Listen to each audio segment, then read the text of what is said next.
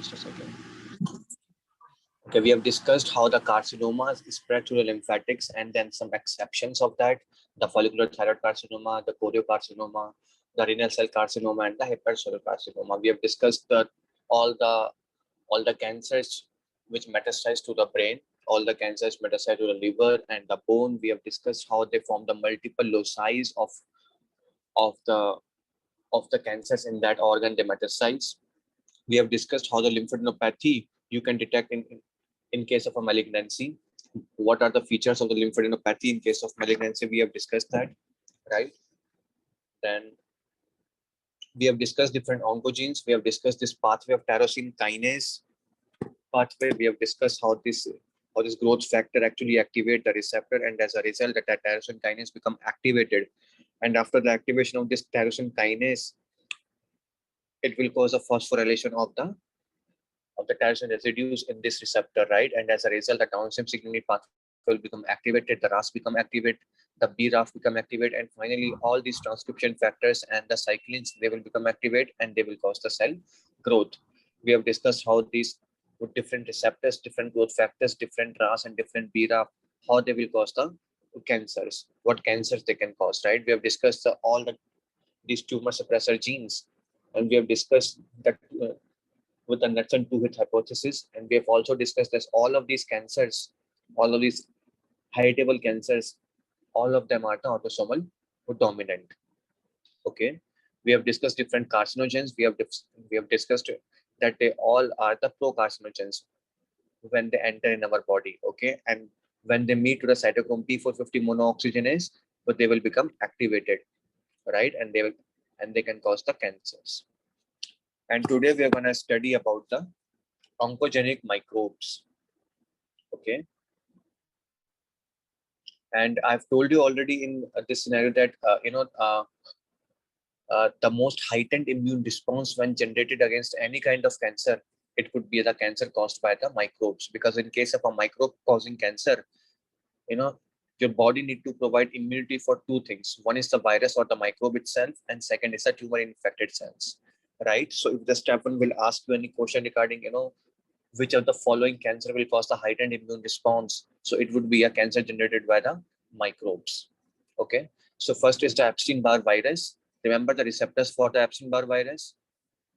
The CD21 receptors in the B lymphocytes, right? So it can cause the Burkitt's lymphoma that you know, and most importantly, the endemic Burkitt's lymphoma. It can cause the Hodgkin's lymphoma. Okay, it can cause a nasopharyngeal carcinoma, and most importantly, the primary CNS lymphoma. And this primary CNS lymphoma is a AIDS-defining illness also, right? Then comes the hepatitis B virus or hepatitis C virus. Both of them can cause the hepatocellular carcinoma, right? Then comes the HHV8, which can cause the Kaposi sarcoma. And remember, and the disease which can resemble the Kaposi sarcoma. Anyone? The disease which can resemble the bacillary angiomatosis. Exactly, bacillary angiomatosis. Please remember this, okay? Both of them are present in the AIDS patient, right? Then comes the human papilloma virus, and this human papilloma virus only affects the stratified squamous epithelium. So anywhere in your body, if there is a stratified squamous epithelium, it could be affected by the human papilloma virus. So they can cause the cervical cell carcinoma, the penile carcinoma, the anal carcinoma. Okay, and most importantly, these are the type 16 and type 18 strains. Okay, type 1-2 strain can cause the warts all over the skin. Type 6 and type 8 and type 11, they can cause the warts in the inguinal region, right? And yeah, and the 16 and 18 can cause the cancers. All the head and neck cancers are caused by the human papilloma virus, and importantly the oropharyngeal carcinoma, because nasopharyngeal carcinoma are caused by the Epstein-Barr virus. Oropharyngeal are caused by the human papilloma virus. Then comes the H. pylori, which can cause the mild lymphoma, which is a marginal zone lymphoma. Okay, and they can cause the gastric adenocarcinoma. Okay, so a patient would be having a prolonged history of gastritis, the abdominal pain, or sometimes a vomiting with blood, and now the patient is having the carcinoma or some kind of a mass in the GI. So it would be the H. pylori, right? Then comes the human T-cell lymphoma virus or the leukemia virus, which can cause the adult T-cell leukemia. You will study that in the hematology section also. Just wait for it, okay? Then the liver fluke, The Clonorchis sinensis, we have discussed it. It can cause the cholangiocarcinoma, okay, and it can also cause the biliary tract diseases, right? Then comes the Schistosomia hematobium, which can cause the bladder squamous cell carcinoma. Very important, bladder squamous cell carcinoma. And what is the characteristic feature of this squamous cell carcinoma? The terminal hematuria. Okay, hematuria after the urination. Very important. Then the different serum markers which would be elevated whenever a cancer is present. Okay, and none of the tumor cell markers, they won't, you never use them for the diagnosis of the cancer. You just use them to, to look for the response of a certain chemotherapy against a cancer. Okay, or to look, or you can also diagnose if there is a recurrence of the cancer occur, right? So two things, the response to therapy and the recurrence of the tumor. Okay, you would monitor them. You will never use them for the diagnosis or the screening purpose, right? Because all of these markers can be elevated in other conditions also, or they can also be elevated physiologically. Okay, so you need to do histology or the biopsy, which is a definitive diagnosis of a certain cancer. Okay, histology must be there. Okay, so first is the alkaline phosphate. Alkaline phosphate, whenever your liver is affected, you know, you will always have the raised alkaline phosphate, right? So any liver disease or a biliary tract disease, they will have a raised alkaline phosphate. Okay, the seminoma of the testes, and they can have a raised alkaline phosphate. The Paget's disease of bone, they can have alkaline phosphate because in case of Paget's disease, the osteoblast cells, they release alkaline phosphate to generate the alkaline environment so that they can work properly. Okay, so in case of a bone destruction, you will always have an increased alkaline phosphate, which is a marker of the activity of the osteoblast cells, right? So in case of a liver diseases, in case of a bone disease like Paget's disease of bone, in case of seminoma, okay, both of these things, and they can cause the rise alkaline phosphate. So whenever you have a rise alkaline phosphate, you need to make sure that it is not because of any liver pathology. And for that, you will always have to look for the GGT levels, gamma glutamate transferase levels. You will study that later in the GI section also when we discussed about the liver markers. So whenever you encounter a patient having a high alkaline phosphate level, you will always look for the GGT levels to exclude the hepatic origin. Okay, very important to know. Then comes the alpha fetoprotein. You guys already know it is a marker of hepatocellular carcinoma. Okay, it is also a marker of yolk sac tumor. Okay, you can have a high level of alpha fetoprotein. We have discussed that in the immuno section in the ataxia telangiectasias. And you can also have a high alpha fetoprotein level along with the high acetylcholine level. When you have these two things, high alpha fetoprotein level along with the high acetylcholine level, that means it must be the neural tube defect. So kind of ACHE is very specific for the neural tube defects. So whenever both of these markers rise, it must be the neural tube defects. Okay, and it is normally made by the fetus and transiently elevated in the pregnancy also. As the pregnancy progress, the alpha fetoprotein level will also increased, right? And you guys already know that the low level of alpha fetoproteins means Down syndrome, right? Very important to know. Then comes the beta HCG or the HCG. Okay, any herediform mole can cause a high level of beta HCG. The choriocarcinomas, they can cause a high level of beta HCG. Any mixed cell tumor, they can cause the high level of beta HCG. Any ovarian dyscerminoma or the pinealoma, which you will study in the neurology section about this tumor, and they can also cause the high level of beta HCG. And remember one more disease we have discussed, the IgA deficiency. It can also cause the high level of beta HCG. The FA 2021 has updated it. I think the alpha fetoprotein level, who they have mentioned about it, but what I have studied is the beta HCG, so I've written it here, right? So herediform moles, the choriocarcinomas, the pinealoma, ovarian dyscerminoma, the mixed cell tumors, all of them can have a high level of beta HCG and the IgA deficiency also. Then the CA15-3, very important to know, it is a marker of breast cancer, very much important, CA15-3. Then CA19-9 is a marker of pancreatic adenocarcinoma. CA125 is a marker of ovarian cancer. These three things you must remember. Okay, the calcitonin, which is released by the thyroid gland, it is a marker of medullary thyroid carcinoma. Okay, and it should be elevated in both MAN2A as well as the MAN2B syndrome. right? Then the CEA, which is a carcinoembryonic antigen, it is elevated in the colorectal carcinoma, most importantly, and sometimes in the pancreatic cancers also. Most important one to know is the colorectal carcinoma. Then comes the neuroendocrine tumor markers, which includes the chromogen, the chromogranin, synaptophysin, and neuron-specific enolase. Okay, the chromogranin, the synaptophysin, and the neuron-specific enolase. All of them are the neuroendocrine tumor markers. So any neuroendocrine tumor that you know that you will study in the endocrine section also, they will all have a high level of this chromogranin, neuron-specific enolase, and the synaptophysin. Then comes the LDH. Remember, the lactate dehydrogenase is a marker of cellular destruction. This LDH can also be raised in the testicular germ cell tumors as well as the ovarian dyscerminomas. Okay, the testicular germ cell tumors as well as the ovarian dyscerminomas.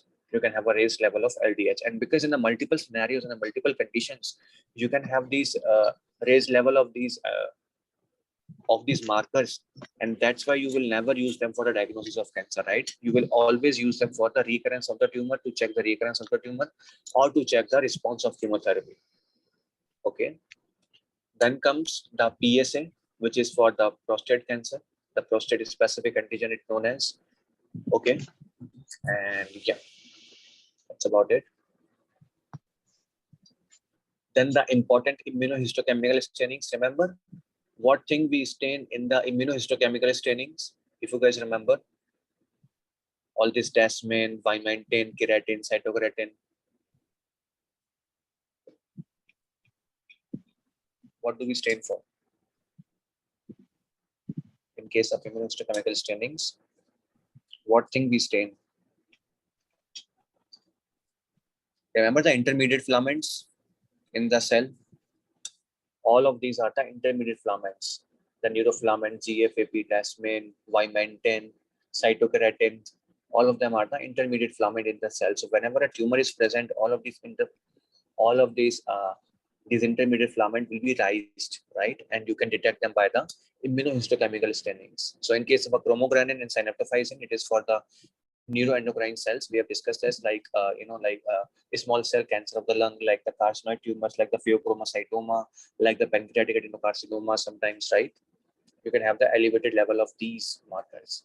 Then the cytokeratin, the name keratin is for the epithelial cell, for the skin cells. So most commonly it is a tumor of your squamous cell carcinoma, right? Epithelial cell tumors. You will have the raised cytokeratin. Then comes the desmin. Desmin is specifically for the muscles, and vimentin is for all the mesenchymal tissues. Okay, so vimentin and desmin, they both will be raised in the muscle tumors, like the rhabdomyosarcoma. But the vimentin, it will only raised in the mesenchymal tumor without the muscles, like the fibroblast tumor, like the endothelial cell tumor, like the macrophagic tumor, like the sarcomas, for example. Every sarcoma that it can have a high level of vimentin, except every sarcoma have a high level of vimentin, and only the rhabdomyosarcoma or the leiomyosarcoma, they can have a high level of desmin and vimentin both. Then comes the GFAP, glial fibrillary acidic protein, associated protein, and it would be for the neuroglial cells in the brain. You know about the neuroglial cells in the brain? They have this positive GFAP marker. So mostly we'll use them for the astrocytoma, and sometimes you will use them for the glioblastoma, but most importantly is for the astrocytoma. Okay. Then comes the neurofilaments, which is for the neurons. Okay, so any neuronal tumor that it can have a high level of neurofilaments, of course. As the name suggests, it is for the neuroblastoma. Then comes the prostate specific antigen, PSA. It is for the prostate cancer. S100, very much important to know, it is for the neurocrest cells. So every tumor which is of the neurocrest cell origin, they can have a high level of S100. For example, the Schwann cell tumors, okay, they can have a high level of S100. Melanoma, they can have a high level of S100. And one of the most important tumor is a Langerhans tumor. Langerhans cell histiocytosis that you will study in the hematology section. In all of these three tumors, you can have a high level of S100, right? Then the tartrate resistant phosphate, TRAP, it is for the hairy cell leukemia. Okay, very much important, the trap for the hairy cell leukemia. Okay, and vimentin we have discussed already. Then you need to know about the P glycoproteins. P glycoproteins are like a pump. They are actually a pump which are the ATP dependent pumps. Okay, these are the efflux pumps, and they will, they will secrete the any kind of chemotherapeutic agent from the cell outside it. Okay? They will secrete any kind of a drug, any kind of a chemotherapeutic agent that enter in the cell out of it, right? And it is a ATP dependent pump. So whenever a step one will ask you, what is the most common way of a cancer to become resistant against the chemotherapy? It would be by the P glycoproteins, and P glycoproteins are the ATP dependent efflux pumps. That also known as a multi-drug resistant protein 1. Okay, and they will efflux out the chemotherapeutic agents from the cell, right? And it is a most important mechanism to decrease the response or to get a resistance against the chemotherapy. Okay, and for the extra information, you guys can note that the verapamil, diltiazem, and the ketoconazole, they can all decrease the action of this MDR1. Verapamil, diltiazem, and ketoconazole. Okay, and in the meningitis case also, because these P glycoproteins are also present in your CNS. So if you get if you give a patient any antibacterial or antiviral agent for the meningitis, so what's gonna happen? Your brain, the cells in the brain, and they will efflux out every agent inside them, right? And as a result, the therapeutic failure will occur, right? So what you will do in order to increase the effectiveness of these antibacterial agents or the antiviral agents, you have to give a certain P glycoprotein inhibitor to the patient, right? So that the effect of these drugs could be increased. Okay, so you need to know it is also present in the capillary endothelium of the blood-brain barriers. Okay, and it prevents the penetration of the foreign compounds in the CNS. So therapeutic effect of certain antimicrobial agents in the meningitis could be reduced, right? So in order to decrease the resistance against these drugs, you need to give the patient P glycoprotein inhibitors. Very important to know. Okay.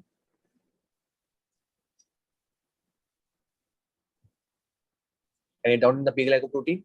It is very much important. You can expect that one question from this part also, right? Very much important. So any doubt on it? Can we explain like how this verapamil and diltiazems works, like to prevent the resistance? Okay, these are like a pump. Sir, Okay, whenever I note it for you. hello. These are like the pump. Okay, yeah. Someone is saying something. Okay, this is a cell, any tumor cell, right? And these are the pumps which are dependent on the ATP, right? So they will use the ATP, and any drug which enters in this cell, they will just throw them out, right? And if the concentration of drug is not increased in it, then as a result, what's gonna happen? The chemotherapeutic failure, because you need the concentration of the drug to be increased inside the cell to stop the cell from dividing, you know, or to stop the nucleoside synthesis or to stop the protein synthesis inside the cell, right? But if the concentration of the drug would not increase inside the cell, what's gonna happen? The therapeutic failure, right? So these pumps, they actually just throw out the drug in them, right? That's how they cause a resistance. Okay, you guys want to, okay, the Thank you. vimentin, right? Okay, we have discussed in the biochem section about the vimentin, the desmin, the cytokeratin, the GFAP, right? All of them are the intermediate filaments which are present in the cell, right?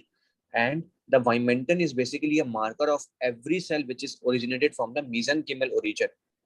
Okay, every mesenchymal tissue that like fibroblast, the endothelial cells, the macrophages, the RBCs, the lymphocytes, every sarcoma that I must say, they are all positive for the vimentin, right? But only those cells which are originated from the muscles, like the every muscle cell, they are all positive for the desmin.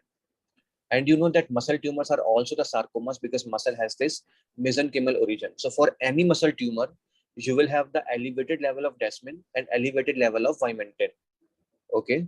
But other than the muscle tumors, every mesenchymal tissue has this only elevated level of vimentin, no desmin. Okay. So for the muscles, you will have the elevated desmin as well as vimentin. But for any other mesenchymal tissue, you will have just the vimentin elevated. And all of them are the intermediate filaments. Okay. Any other doubt? Can we Vimentin would be in, yeah.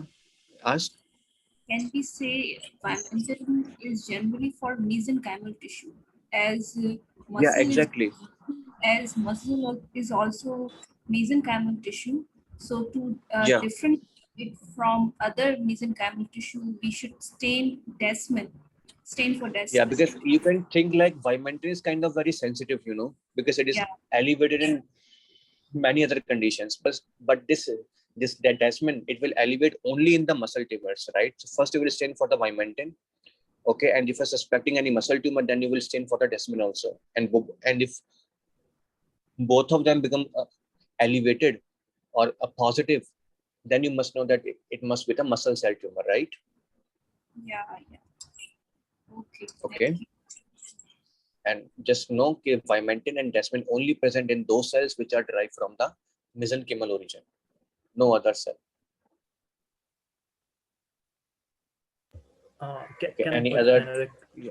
Yeah. Yeah. Can I put another question? The question is something like these markers is not very specific, like that Yeah. if there is a cancer, it rise. So overall, can we like say something like when even there is no cancers, it rise because of inflammation or something. So does it Yeah, goes for of course. every marker? Does it goes for every marker, like whatever marker we are reading over here? Does it go for Yeah, because the exactly. cancer? Yeah. Whenever So the like hyperplasia of a certain tissue occurs, the marker will rise, of course. yes, yeah, this hyperplasia and destruction, so it rise. So even Yeah, sometimes exactly. it goes over exercise, or like if you take the PSA, like we put the we do rapid catheterizations or some manipulation by surgery, so often it rise. So it goes for every marker is exactly same, or do you have any like borderline that we can put it like, okay, so if rise more than that, then we can think about the cancer as a marker Yeah, or of something course. like, even Yeah, of though, course. yeah. It is a level, right? Yeah, yes. Yes, it is a level. A baseline level would be there because in case of a certain physiological conditions or some kind of other infectious conditions, these marker will be rise for about, very few or very little level, right? But in case of a cancer, these marker will like 10 or 20 times higher than the original one. And that's how, it could be a cancer. Not always, but it could be a cancer if 20, 30 times these marker will rise. But in case of an infection, the marker will be rise like 2 or 3 times from the original limit. Okay. So there is a So level, a baseline level. Yeah. so I mean to ask that, is it for every market is exactly same, like because certain markets we are Yeah. frequently encountering in the clinical practice, but not all the markers. So is it for every marker is exactly same? I'm not sure about which one is for the specific one, but yeah, almost every marker. It is for almost every marker. Okay, thank You you. need a reference limit, after a certain limit, you can say that it must be a cancer when the marker rises. For example, if you study in case of prostatitis, the PSA will rise too Yeah. in case of Mhm. prostatitis, but Yeah. not that much level, right?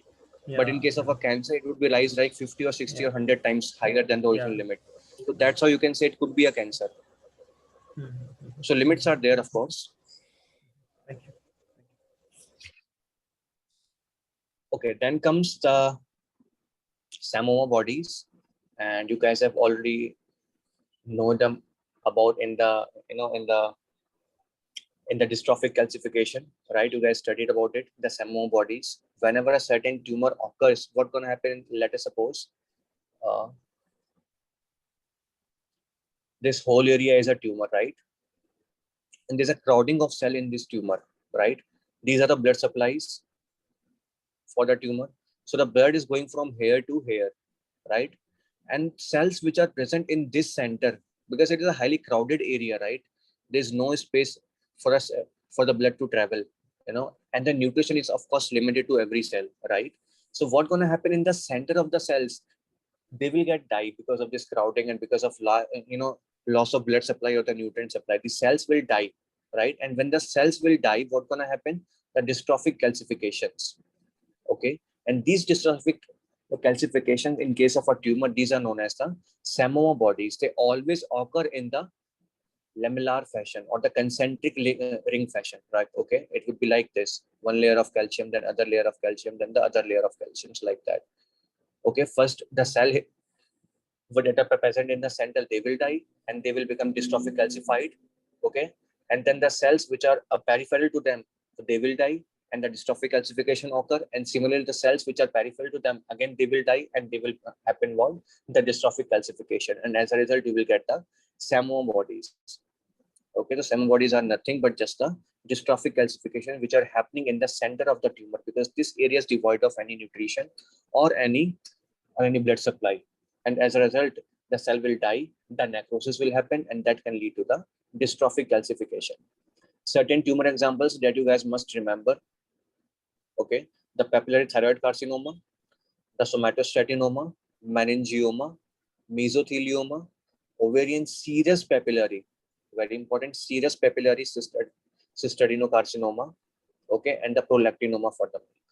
And you can remember by the mnemonic SAMOMA.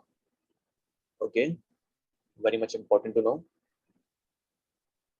And these are nothing but just the dystrophic calcifications, right? Then comes the cachexia. Cachexia is a condition where the muscle loss or and the weight loss, the muscle atrophy will happen in case of a high inflammatory conditions for like the chronic diseases, the tumors. You guys know that in case of a chronic inflammatory disease, in case of a tumor, the patient always had a loss of weight, and the loss of muscle mass. Why this loss of muscle mass and loss of weight gonna happen? It is because of the cachexia. Okay, because in the highly inflammatory conditions, the cytokines like TNF alpha, interferon gamma, interleukin 1, interleukin 6, they will release, and ultimately they will activate the ubiquitin proteasome pathway. And because of this ubiquitin proteasome pathway, you guys already know the function of proteasome. They will degrade the intracytoplasmic proteins, right? The proteins like the skeletal proteins of the cells, okay, and other proteins, they will be destroyed and the cell will undergo the atrophy. And as a result, you will see the muscular atrophy and other areas, other organ atrophy will also occur, and that can lead to the weight loss. So very much important to know about this cachexia. Okay, so it is a hypermetabolic state which is driven by the pro-inflammatory cytokines like a TNF alpha, interleukin 1, interleukin 6, interferon gamma, and all of them will activate the ubiquitin proteasome pathway. And this ubiquitin proteasome pathway will degrade all the proteins inside the cells, like the actin, the myosin, and the cytoskeleton proteins. And what's going to happen ultimately? The muscle atrophy and the weight loss. Okay. So very much important to know about this cachexia. They will ask you why this cachexia is happening, what kind of cytokines are involved, what protein system is involved in it. Okay, very much important to remember it. Okay, and because you're having the muscle wasting, you're ultimately going to have the hypoproteinemia, right? And because you guys know the proteins are required to maintain the osmolarity in the blood so that the blood won't leak out from the vessels, right? In case of a hypoproteinemia, you can get the transduative effusions, not the exudative, but the transduative effusions because of loss of osmotic pressure inside the blood vessels. Okay, so you can get the ascites also in that case, right? So one of the symptoms of the cachexia is the scaphoid abdomen. Okay, they will tell you that the patient is also having a scaphoid abdomen. Okay, and it is a indicative of the malnutrition. Okay, in case of a congenital diaphragmatic hernia, you can also get the scaphoid abdomen in the infants. So scaphoid abdomen in two places. One is the malnutrition, okay, like the cachexia thing, and second is the infants in case of congenital diaphragmatic hernia. They will tell you in the question stem that the patient is having a scaphoid abdomen, and whenever they mention this, just think about these two things only. Okay, very much important to know. And for the malignancy related anorexia, you can also use the prostaglandin analogs. Okay, very much important. You will study that later in the reproductive section also, the function of process of these progesterone analogs, which one is the malignancy related anorexia and the cachexia also. Okay, so any doubt on this cachexia? I had a question. Yeah, ask. What exactly is a scaphoid abdomen? Let me Google this for you, the shape that you will understand better by that way. Okay. Thanks. And where would we find, secondly, where would we find the transudative effusions? everywhere in the third spacing that you guys know, the ascites, remember, it's the third spacing. You will find the, you know, Would that also be like in the pleural spaces as well, or just like around the abdomen? yeah, exactly. Yeah, exactly. Abdomen also, and the spaces also. Every space in your body which is, you know, which is without the water. If it gets Mhm. filled with the water, it is known as the third spacing, if you guys remember. And this third spacing, you know, it is happening because of the loss of protein in this case. Okay, thank you.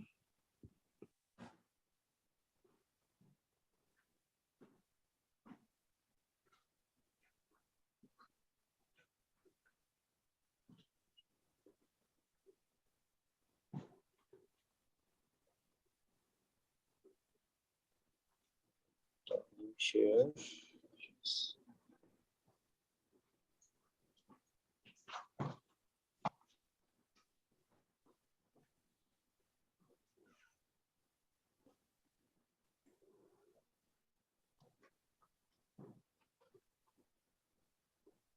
Okay, so as you can see, if you lie flat, your stomach would be or your abdomen would be like that, this flat, right? In case of a scaphoid abdomen, it will be go in the dip like this. Okay, so this shape is the scaphoid abdomen. This shape. Okay, this is a scaphoid abdomen, and you will get when you get the malnutrition, and also in case of a child, it could be caused by the diaphragmatic hernia. Yeah, exactly. Cachexia can also cause a low protein because of loss of muscle mass, you know. Because of this high inflammatory condition, you are using every protein inside the muscle or anywhere inside the body. So you will get the hypoproteinemia ultimately. And because of the hypoproteinemia, you are actually having some kind of a malnutritious state, right? And because of this malnutritious state, you can also get the scaphoid abdomen, which is this tip in the abdomen, right? So remember this fact.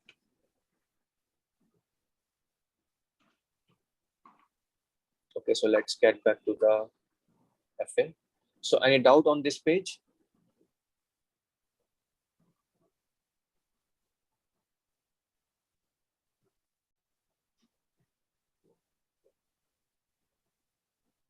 Any other doubt on this page? Anyone? Can you just please just write how do we treat malignancy related anorexia, like you have written in your notes? Oh, it is by this progesterone analogs. You will study later in the, I think, in the repro section also about this progesterone analogs. And one of the most important use of this progesterone analog is to treat the malignancy related anorexia. Okay, it's just a drug name, but they have never asked this question. It's just a fact which FA has mentioned in the reproductive section. Okay, so I written it here about these drugs. Okay, so progesterone analog for the malignancy related anorexia. Other than those OCPs and other things, you can use it here also. Okay, I will mention this fact again. Don't worry. Okay. Okay, then all these paraneoplastic syndrome, once you get the cancer, the other symptoms, okay, other musculoskeletal, the endocrine or the hematology symptom that you will get along with the cancer, these are all the paraneoplastic syndromes. Okay, so one is the dermatomyositis. Okay, you guys remember the polymyositis and dermatomyositis? And one of the most important things, the step will ask you why the patient is having a dermatomyositis and polymyositis. You know, what kind of a cancer they might be having, what kind of other disease they might be having. And the most important one to remember is the ovarian carcinoma. Okay. If you get a patient who is having a dermatomyositis or the polymyositis, the most important thing you will diagnose them for is the ovarian adenocarcinoma. Please remember this fact. Okay, because it is associated with the ovarian adenocarcinoma. Very much important. Okay, symptoms you guys already know. There would be a muscle weakness. There would be Gautin papules. There would be a heliotropic rash. There would be a shawl face rash. Okay, and you will also get this GERD-like syndrome because of the involvement of the muscles in the esophagus. Okay, you will get a dysphagia also. Heart muscles can be involved. You can get the myocarditis in this case also, right? So you guys know the symptoms. Please remember this fact, right? Then comes the acanthosis nigricans. Whenever you have a high insulin levels, okay, you can have the acanthosis nigricans. Okay, it would appear as, a kind of a velvety like plaque in the body folds, like the axilla, like the neck. Okay, it would be a hyperpigmented velvety like plaques in case of axilla and neck. Okay, you will always see them in the gastric adenocarcinomas and other conditions that have very high level of insulin, like the diabetes, like the PCOS. If you guys remember. Okay, so diabetes, PCOS, as well as this adenocarcinoma of the GIT, you can have the acanthosis nigricans. Then the lesser tillet sign, which is a multiple seborrheic keratosis. You will study that later in the dermatology section also. Seborrheic keratosis are like some, they have this stuck on appearance on your body, right? And very hyperpigmented, either the plaques or the papules, and they have this stuck on appearance on your body. And if you get the multiple seborrheic keratosis, it would be a sign of your GI adenocarcinoma, the gastric adenocarcinoma, more specifically. Okay. Then the hypertrophic osteoarthropathy, you will study that later in the lungs. Okay, in the respiratory section about the lungs cancer. What's gonna happen ultimately is, because of any condition which can change the vascular structure of your lungs. Ultimately, what's gonna happen? Uh, Let me show this. I suppose this is our lungs. Okay. You guys remember about the megakaryocytes? Once they form in the bone marrow, they will lodge in these lungs, right? And after lodging in the lungs, they will secrete the platelets inside the lungs, and these platelets will enter in your blood. Okay, but what gonna happen if the vascular structure of your lungs would be changed? Okay, then these are the pulmonary veins, these are the pulmonary arteries.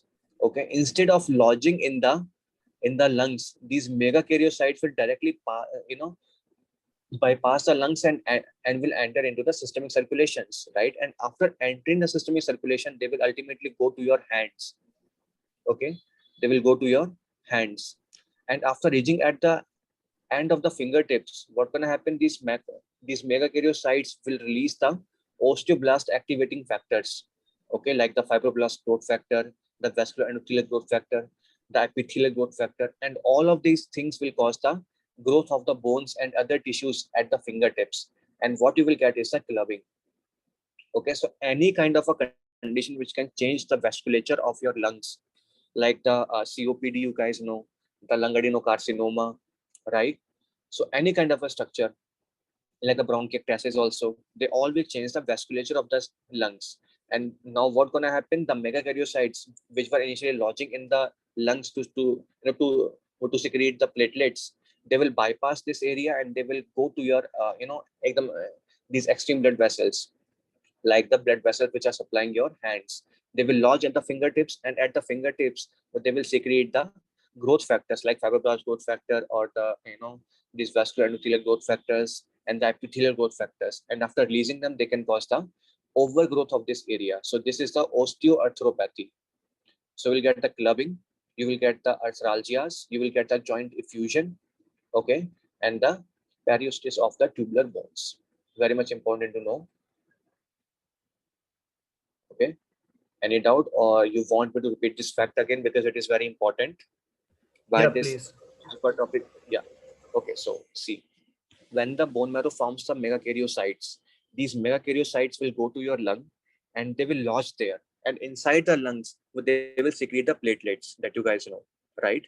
But if any kind of a condition for, say, the COPDs, like the bronchiectasis or any other COPD or the lung adenocarcinoma, what they are going to do, they will change the vasculature of the stomach, of the lung, right? And because of this change in the vasculature, the megakaryocytes will bypass the lungs and directly they will enter into the systemic circulation.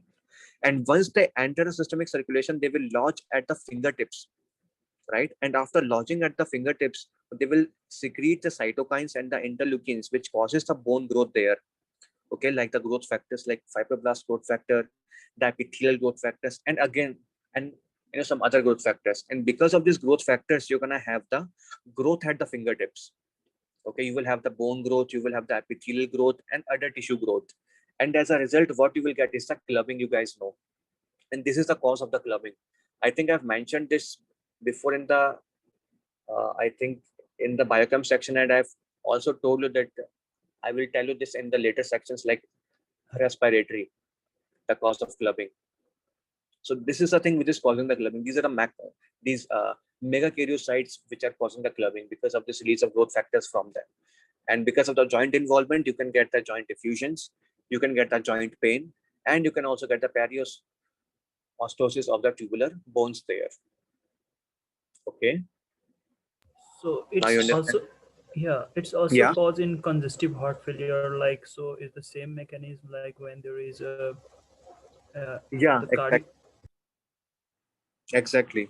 These are all because of the megakaryocytes. Okay, okay, thank you. Yeah. Please remember this fact, very much important to know.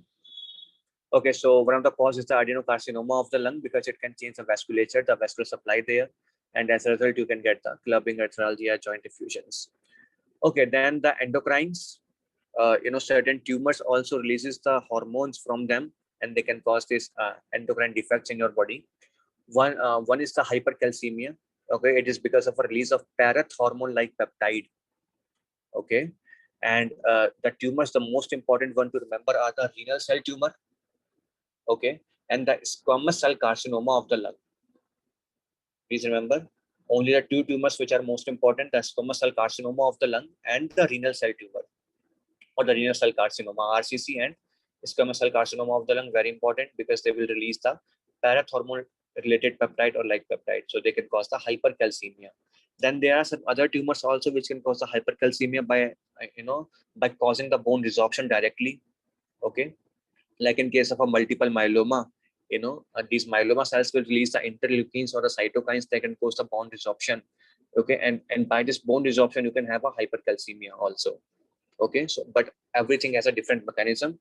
So please remember what kind of a tumor causing hypercalcemia because of bone resorption, what kind of a tumor causing the hypercalcemia because of this direct hormone releasing, and what kind of a tumor are causing the this hypercalcemia by the vitamin D. If you guys remember about the Hodgkin's lymphoma and the sarcoidosis, they will cause the increased release of vitamin D, so that they can cause the hypercalcemia. So remember this fact. Okay, and like we have mentioned already here, the vitamin D3, it would be released by the lymphomas like the uh, Hodgkin's lymphoma and some non-Hodgkin's lymphoma also. Okay, so they can cause the hypercalcemia. Then the Cushing syndrome, which is by the release of this ACTH, and the hyponatremia, which is by the syndrome of inappropriate ADS secretion. Okay, so both of them are because of the small cell lung cancer. Okay, so small cell lung cancer for the ACTH and ADH also. Then comes the hematologic types. First is the polycythemia, which is because of the erythropoietin release.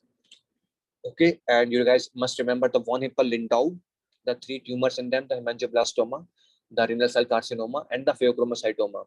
So every tumor that is in the von Hippel-Lindau, they can cause the increased release of erythropoietin, and they can cause the polycythemia. These three ones are the major ones, and must remember them. Okay. Then the tumors which can cause the pure red cell aplasia, which is by the thymoma. Okay, and this thymoma can also cause the hypoagamoglobulinemia, the good pasture syndromes that you guys know. Okay, this is because of the thymoma. Okay, and one other condition where you get the pure red cell aplasia, if anyone remember. Parvovirus. Exactly, parvovirus B19. So remember the thymoma and the parvovirus B19 for the pure red cell aplasia. Okay, then thymoma can also cause the good pasture syndrome, which we will study that later in the renal section. Okay, then the Trousseau syndrome, which is a migratory thrombophlebitis, and the most important one to remember is the pancreatic adenocarcinoma. Whenever the step one will give you a case of pancreatic adenocarcinoma, they will give you this case of thrombophlebitis. Okay, it is a thrombosis of the superficial veins in your skin, right? And as a result, you will get the swelling, you will get a tenderness, you will get the pain in the affected area. Okay, and after sometimes the symptoms would be resolved, and the same kind of a lesion will appear in other hand also. Okay, so this is a migratory superficial thrombophlebitis. Okay, so venous thrombosis will happen at different places at different times in your body. So we'll get a multiple pains inside your body, swelling and tenderness would be there in the skin, and the patient will have a linear type of swelling. Like let me show this.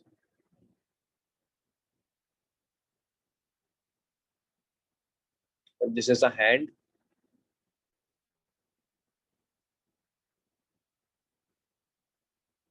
Okay, so patient will get this type of a rash. This linear kind of a swelling will happen at the hand.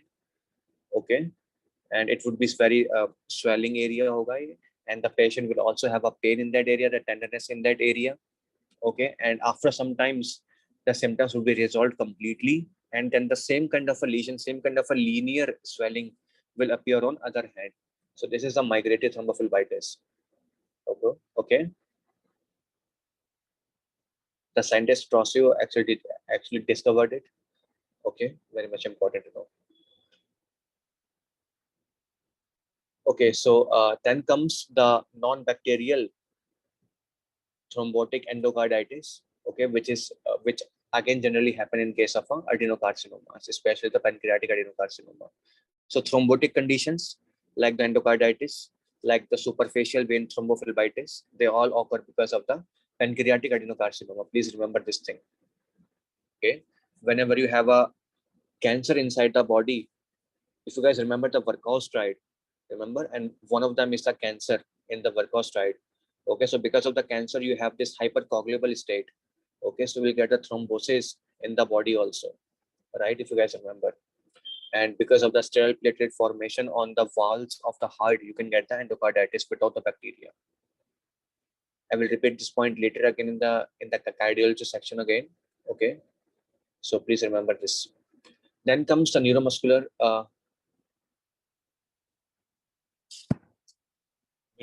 paraneoplastic syndromes, and first is the anti-NMDA receptor encephalitis. Very much important to know. Anti-NMDA receptor encephalitis. So it is a brain disorder, and it is related to the ovarian teratoma. Okay, you will get the autonomic instability, you will get the language dysfunction, you will get the dyskinesia, you will get the psychiatric disturbance. Okay, all of these things are happening in the brain. So because of the anti-NMD receptor antibodies which are formed in the ovarian teratoma. Okay, then comes the ophthalmos myoclonus syndrome, which is the dancing eyes and dancing feet. You will have a non-coordinated movement of the eyes and non-coordinated movement of the hands. Okay, in this scenario, and it is most commonly seen in the neuroblastoma in case of children, and small cell lung cancer in case of adults. Very much important to know. In case of children, it would be due to the neuroblastoma. In case of adult, it would be due to the small cell lung cancer. So a question this time will describe your case of a patient who is having a certain jerks in the eyes, non-coordinated jerks in the eyes, and non-coordinated jerks in the hands. This is the and the feet also. So dancing eyes and dancing feet. Then comes the paraneoplastic cerebellar degeneration. It occurs because of a cross reactivity of these antibodies with the antigens present in the cerebellum. Okay, so once the tumor happened, the antibodies will form against the tumor, and these antibodies will cross react with the antigens which are present in the cerebellum, the Purkinje cells of the cerebellum. So what you will have, instead of destructing the tumor, these antibodies will destroy the Purkinje cells in the cerebellum. Okay, and these antibodies are the anti-WHO and anti-Jo and anti-TR antibodies. In case of a Hodgkin's lymphoma, it is an anti-TR antibody. In case of breast cancer, it would be the anti-Jo antibody. In case of small cell lung cancer, it would be anti-HU antibody. So these antibodies will cross-react with the antigens present in the Purkinje cells, and then they will cause the cerebellum symptoms like the ataxia, like the dizziness, like dysarthria. And what you will see in the histology of the patient, Purkinje cell degeneration. Very much important to know. Purkinje cells degeneration. Okay. Then comes the paraneoplastic encephalomyelitis. Okay, and these are because of the antibodies against the HU antigen in the neurons. Okay, like we have already discussed. Then comes the Lambert-Eaton myasthenic syndrome, which is because of some antibodies that are formed against the calcium channel receptors in the presynaptic neurons. Okay, and you will get it in the small cell lung cancer. Okay, and you will get the myasthenia gravis in the thymoma because of the antibodies against the ACH receptors. You guys already know about it. Okay, so please remember these facts and these names, and the associated symptoms and the name of disorders. All of these things are very much important. They will give you a certain patient, and they will ask you, and they will ask you that this condition is can be associated with what kind of tumor. So you will have to answer by looking at that. Okay, very much important to know. Any doubt? Yes. Are these antibodies Yeah. produced by the tumor cells themselves? Are these antibodies produced by the? Tumor cells. No. These are formed against the tumor, right? But they cross-react with the antigens in these cells. Cross-react. Yeah, exactly. It is Okay. because of the cross-reactivity. Yeah. And the hormones? And the hormones, these are secreted by the tumor cells itself. Okay, these are secreted by the Okay, tumor thank cells. you. Sure. Okay. Okay, so we have finished with the general pathology, and now we are going to start the general pharmacology. Okay. Any doubt in the general pathology? Anywhere? Any previous lecture we have discussed? If anyone has a doubt, they can ask.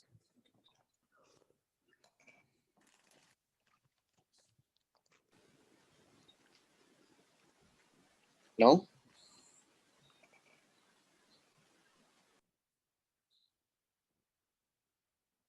No. Okay. So now we will start the pharmacokinetics and pharmacodynamics, the general pharmacology. And the first thing you must remember is the Km value, which is a Michaelis-Menten constant. Okay. Higher the value of this Km, okay, lesser is the affinity of a substrate for the enzyme. Okay. Higher the value of this Km, lower is the affinity of the substrate for the enzyme. Okay, whenever you provide a certain substrate for a reaction, the substrate will always convert into the product, and this is done by some kind of an enzyme, right? As you increase the concentration of the substrate, okay, the more enzymes will become activated, more enzymes will convert the substrate into the products, and as a result the velocity of the reaction will be increased, right? But there would be a certain point reached when all of the enzymes are utilized by the substrates, right? And because every enzyme is now utilized, no further increase in velocity can be happen, right? And what's gonna happen is the saturation. So no matter how much you increase the concentration of the substrate, you will reach a plateau where you cannot increase the velocity furthermore, right? And this velocity is known as the Vmax. Okay, half of the Vmax is the half Vmax itself, and at this point the concentration of the substrate is known as the Km value. Okay, so as you guys can see, higher the concentration of the substrate for the same Vmax, that means the affinity of the substrate is low, because now you require the higher concentration of the substrate to reach the same value. That means the substrate has very low affinity. Okay, if low value of substrate is required to reach the same Vmax, half Vmax, that means the substrate has very high affinity for the enzyme, because low substrate is required to reach the same velocity, right? So that's why higher the Km value, lower is the affinity of the substrate for the enzyme. The most important thing to remember. Okay. In case of a competitive inhibitor, they will just transiently inhibit the enzyme, right? And if you increase the concentration of the substrate will bind to the enzyme more than the inhibitor, and as a result, you will get the same velocity. So in case of a competitive inhibitor, you just need to increase the concentration of the substrate to reach the same velocity, because it is a competitive type. Both the substrates as well as the inhibitor, they will compete for the same area of binding, for the same space of binding, right? So in case of a competitive inhibitor, what's going to happen is the decrease in the affinity. Okay, you will have the increased Km value to reach the same velocity point, right? Vmax will remain same because the enzyme can still be activated by the substrate by increasing the concentration of the substrate just. But in case of a non-competitive inhibitor, you are like, destroying your enzyme, right? And because now less enzymes are available for the reaction, so the reaction speed will be decreased, but the affinity of the substrate will remain same, right? So in case of a non-competitive inhibitor, yeah, any doubt? So in case of a non-competitive inhibitor, you are destroying your enzymes, and as a result, the Vmax will be decreased, but the affinity of the substrate will remain same. In case of a competitive inhibitor, you are just, just blocking the site of the of the substrate for the enzyme, right? So if you increase the concentration, you will reach the same Vmax again. In case of a competitive inhibitor, you will get the high Km value or the low affinity of the substrate. So this is a Michaelis-Menten kinetics. The Km values must remember thing. The Vmax is must remember thing. Okay. Then comes the Line-Weaver bulk plot. Okay. They've kind of modified these Km values and Vmax thing. And instead of a Km, you will get the minus 1 upon my Km. Instead of Vmax, you will get the 1 upon my Vmax. Okay. And this line represent, this angle represent the slope, and the slope will be equals to Km by Vmax. None of the things you must remember. You don't need to remember any of these things. Just remember 2-3 things. If I increase the Km value, let me zoom in here. If I increase the Km value, what gonna happen to minus 1 upon my Km? It will become more closer to the center, to the 0, right? So if the line become more closer to the 0, that means I'm increasing the Km value. Okay, and the increase in Km value means loss of affinity. That means it could be a case of your competitive inhibitors. Like as you can see, this is the uninhibited normal line. Okay, in case of a competitive inhibitor, you are increasing the Km. That means you are making the line to be closer to the 0, right? So this is a scenario of the competitive inhibitor, which is a reversible one. In case of a non-competitive inhibitor, you are decreasing the Vmax. And if you decrease the Vmax, what's going to happen to the 1 upon the Vmax? It would be increased because it is inverse of it. So what you will get is a increase in the 1 upon my Vmax. So this line will go here, but the Km value will remain same, as you can see. So only this thing you need to remember, no other thing. Okay, what line represent 1 upon my Vmax, what line represent 1 upon my minus Km, only these two things. And then you can have an idea of where the line would go in case of a competitive inhibitor, in case of a non-competitive inhibitor. Okay. Okay, so similarly, in case of a P450 activators, because they're activating the enzymes, they will increase the Vmax of the drug degradation, right? Okay, and yeah, that's it. They will increase the Vmax of the degradation. So because of the increase in the enzyme. So what's going to happen to the 1 upon V? It would be decreased, but the Km will remains the same. Okay, so it is it is kind of available for any kind of an enzyme, even for the P450 activators. So step 1 can ask you over question of this. Okay, what's going to happen to the Vmax value or the Km value, right? So please remember this fact. Okay. Okay, now then this table, you must remember about 3 things. One is a competitive inhibitor. Okay, and this competitive inhibitor can be of 2 types. One is a competitive reversible inhibitor, and one is a competitive irreversible type inhibitor, and second is the non-competitive inhibitor. Okay, and one of the most important thing is both competitive inhibitors, whether it is a reversible one or whether it is a non-reversible one, they both resembles the substrate. So they will bind at the binding site of the substrate itself, right? But a non-competitive inhibitor, they bind at a different site of the substrate, right? So they do not resemble the substrate, and they will bind at a different active site. Okay, so because they are both competitive, because this is competitive reversible type, if you increase the concentration of the substrate, then you can overcome the inhibitory effect of this inhibitor, right? But in case of a competitive irreversible type, because it is irreversible, so no matter how much concentration of the substrate you increase, it won't gonna reverse the steps, right? So it cannot be overcome by the increase in concentration of the substrate. And the similar thing goes for the non-competitive type inhibitors. Okay, you cannot overcome them by the increase in concentration. So what's going to happen to the Vmax? Because it is like destroying the enzyme completely. So you will have a loss of Vmax in case of competitive irreversible and non-competitive inhibitors. But in case of a competitive reversible inhibitors, if you increase the concentration of the substrate, you can still activate the enzyme and you can still reach to the Vmax. So Vmax will remain unchanged. And what's going to happen to the Km value? Because now more substrate is required to reach the same velocity, That means the Km would be increased. But in case of a non-competitive inhibitor and a competitive irreversible inhibitor, what's going to happen? The Km will remain unchanged. Okay. And in case of a competitive inhibitor, which are reversible type, what's going to happen is a decrease in potency of the drug. Okay, affinity will remain same because affinity is for the enzyme, not for the substrate, right? Sorry, affinity is by the substrate, not for the enzyme, right? So affinity will remain same, but the potency of the drug would be decreased because now more drug is required to get the same effect. So potency would be decreased, but affinity of the drug for the enzyme will always remain same, right? Then in case of a competitive irreversible or non-competitive inhibitors, the efficacy or the maximum value to which a response can reach, it would be decreased.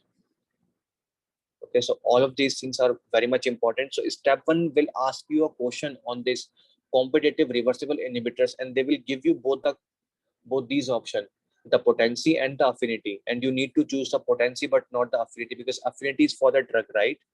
And it won't change, but you will have the decrease in potency of the drug, right? Very much important to know.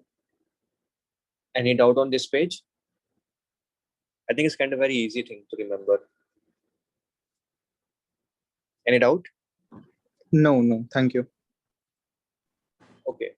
Then comes the pharmacokinetics. Okay, so what does it mean by the pharmacodynamics?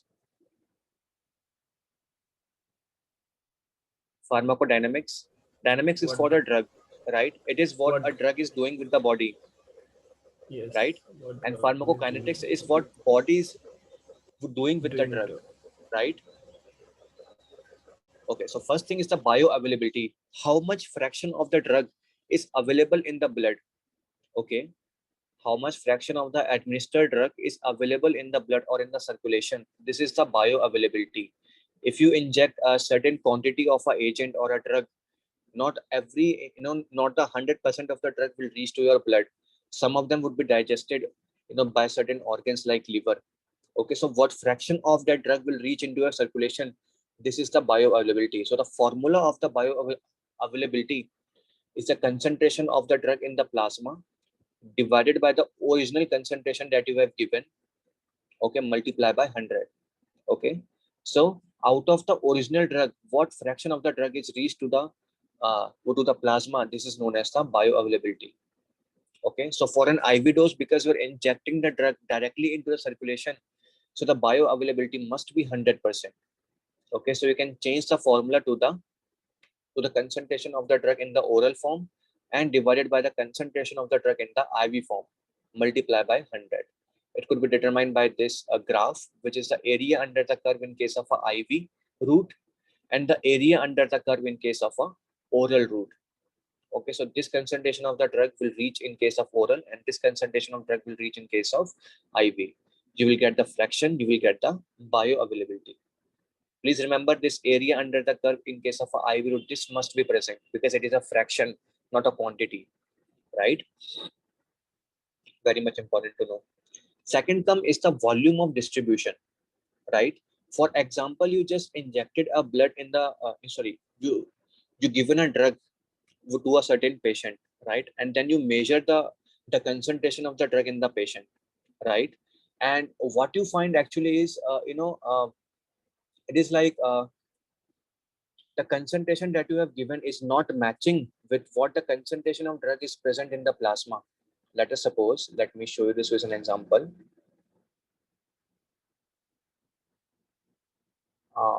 Just give me a second.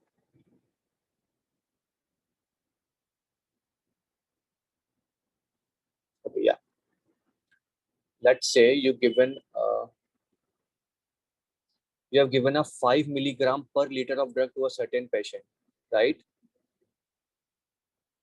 You've given a 5 milligram per liter of drug to a certain patient.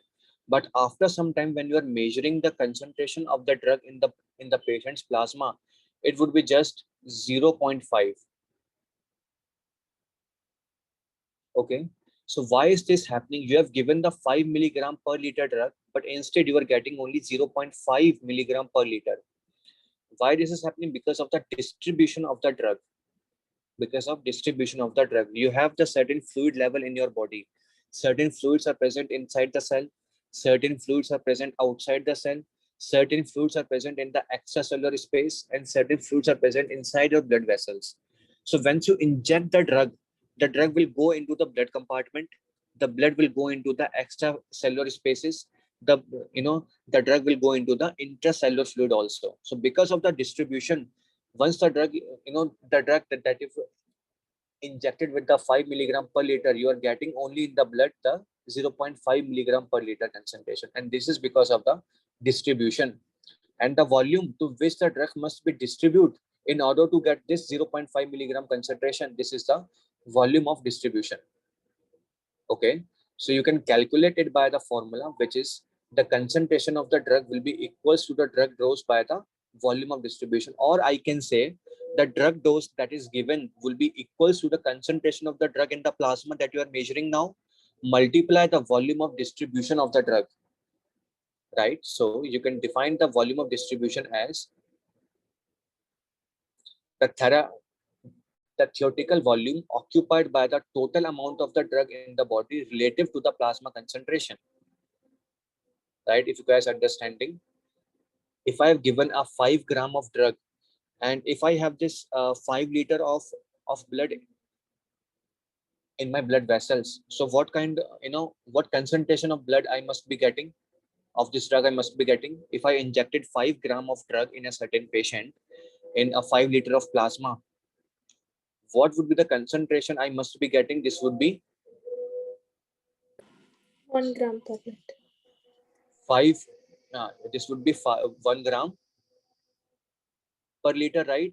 But once I measured it, it wasn't the 1 gram per liter, but it was 0.5 gram per liter, milligram per liter. So why this is happening? Because the blood is not present only in the plasma, but it is redistributing inside the cells also, which is in the intracellular fluid. It is distributing inside the extracellular fluid also. And that's why in the plasma, you are getting only 0.5 milligram per liter instead of 1 gram per liter. Okay, so how can I find, how much the drug should be distributed? The volume of distribution, this must be equals to, you can remember the formula that the drug which you have given, the dose of the drug would be equals to the concentration of the drug which is present in the plasma itself, multiplied by volume of distribution. So the volume of distribution could be equals to the amount of drug which is given in the body divided by the plasma concentration. Okay, you guys understand it, or should I repeat it another way? Because it is a very important concept that you must remember.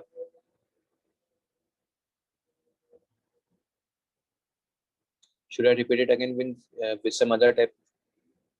Yes, please. Okay, see. I need to open my camera for a calculation. Just wait for a second, okay?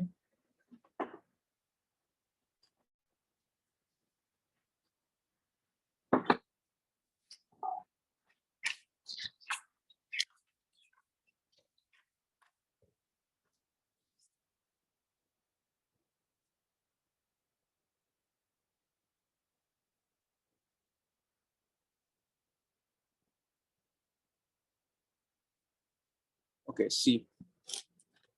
Let us suppose you guys can see my camera, right? Yeah. Okay, let us suppose you have injected 5 gram of drug in a certain patient. Okay, we have the blood vessels. Let's suppose I've divided the body compartment. This is my complete body. Okay, and you already know what is the total amount of water inside our body. 6 to 7. Anyone? 5 liter. How much? 48 liters. Exactly, 48 liter. How much is the extracellular fluid and how much is the intercellular fluid? 2/3 is the intercellular, right? And 1/3 is the extracellular fluid. Okay, let us suppose this compartment is for the blood vessels. This compartment is for the for the fluid which is present in the extracellular spaces, and this is for the intercellular fluid, right? So now see how much volume of blood you have in your body. This is 5 liters, right? how much fluid you have in this extracellular fluids? Around 10 liters, right? And the remaining one, which is 48 minus 15, will be equals to 30 around, right? Around 30 liters is present in your intracellular compartment, ICC, I must say, right? So you have injected this drug, this 5 gram of drug in the blood vessels for say, okay? And and you were expecting a concentration of the drug would be 5 gram divided by 5 liter, right? So this would be 1 gram per liter. This much concentration you were expecting initially, okay? But what happens is, instead of remaining to this compartment only, this drug is would distributed to this compartment also and to this compartment also, okay? And now instead of getting 1 gram per liter, what concentration you are getting is 5 gram drug, which is distributed in the 48 liter compartment, which is a total body volume, because the drug is distributed in complete body. So how much concentration you are getting inside the plasma? Do the math. Around 0.1 gram per liter, right? This is what the concentration you are getting inside in the plasma, because this is what the concentration of drug that is present in the plasma, right? And why this happened? Because of the distribution of the drug to other body areas, to other fluids also. If there was a drug which is which is remaining inside the blood, in this blood compartment only, for example, a drug which is highly protein bound or a drug which is ionized, then the drug will remain in this blood compartment only. And as a result, what's going to happen, what concentration you will get is the 5 gram per 5 liter, which is 1 gram per liter concentration, right? And if there was a certain drug which is remaining in the blood vessels and as well as the extracellular fluid, ECF, for example, a certain drug which is a kind of lipid soluble and the drug which is a less protein bound, then this drug will be distributed to your blood vessels as well as to your extracellular fluid. And how much concentration will you get is 5 by 15, 1 upon 3, or 0.3 gram per liter. Okay, and if the drug is highly lipid soluble, then it will distribute to your complete body fluid in the 48 liter compartment, and as a result you will get what, 0.1 gram per liter.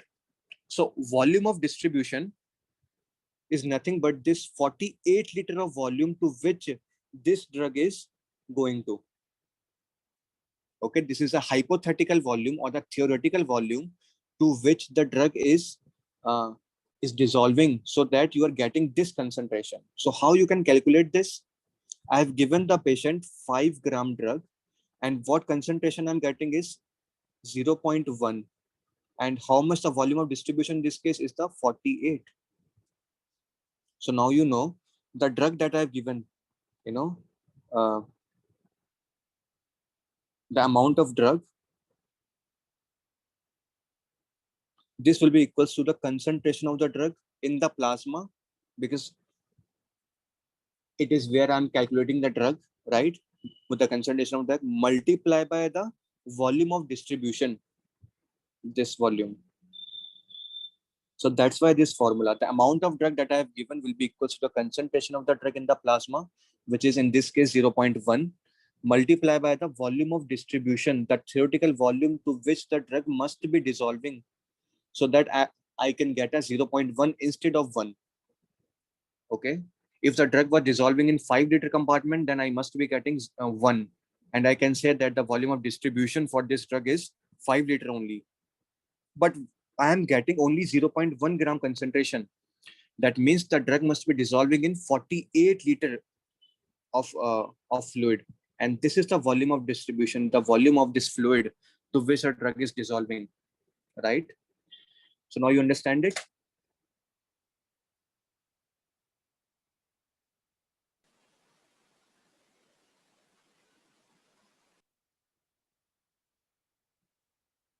Okay. Or should I repeat it again with any other way? Yes, thank you. I got it. Thank you.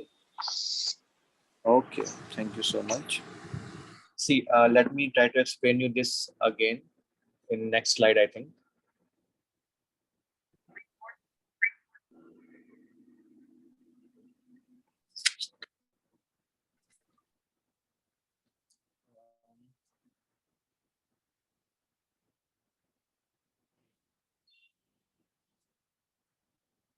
I missed one page from my first aid, in which I've explained how this thing works. Let me show you this page also. You guys can see my screen and can read the words, right? Yes. Okay, so see, like I told you, the volume of distribution is the hypothetical or the theoretical volume into which the drug must be administered, okay, so that it would be uniformly distributed, okay, to the plasma, and the observed plasma concentration of the drug should be getting, right? So the VD will be equals to the amount of drug given divided by the plasma concentration of the drug, right? If the drug is administered by the IV route for say, okay, then the initial plasma concentration must be equal to the concentration what I was expecting earlier, right? The 5 milligram per 5 liter, which is 1 gram per liter. But what gonna happen? The drug must be redistributed again. Okay, for in this calculation, like say that the average body water is 41 liter. Okay, and 1/3 of the total body water is the extracellular fluid, and the plasma volume is, let's say, 3 liter, and the intercellular fluid is rest all, like 30 liters for say. Okay, if the drug has very large molecular weight, or the drug is hydrophilic, which is water loving, then it should be bonded to the plasma proteins only. It cannot leave the blood compartment. It should be remain in the blood compartment only. And as a result, how much distribution I would get? 3 to 5 liters only, right? So this would be the volume of distribution of my drug in this scenario, right? If the drug is kind of a hydrophobic, sorry, if the drug has this low molecular weight, which means it can easily pass through the walls, in between the cells, because the drug has very less size, very small size, but the drug is kind of a hydrophobic also, hydrophilic also. Then what gonna happen? The drug will distribute into the interstitial fluid also. Okay, and how much VD I will get is 14 to 16, because this would be the volume of the fluid that my drug is distributing now, the 14 to 16 liter, right? And if my drug is kind of a very low molecular weight, has very small size, okay, and it is lipophilic, which is lipid soluble, then it would distribute in all compartments of the body. Okay, and what I can get is the largest VD, which is a 41 liter. Okay, so VD is basically, and in how much liter of my body fluid the drug is going to, how much liter of my body fluid the drug is going to. This is the volume of distribution. And according to this volume of distribution, let us say, instead of this scenario, instead of these compartments, I would take a tank. Okay, and in this tank, I will put this 48 liter of water. Okay, and in this 48 liter of water, I will mix the 5 gram of drug.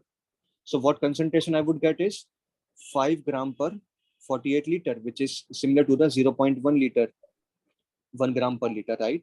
So this is the hypothetical volume. This 48 liter is the hypothetical volume to which my drug is dissolving now to get this concentration. And this is the volume of distribution, right?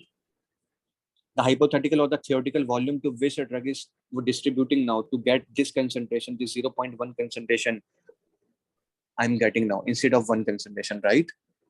Because all of my drug which I administer in my body, they all will not limit it to this plasma compartment only.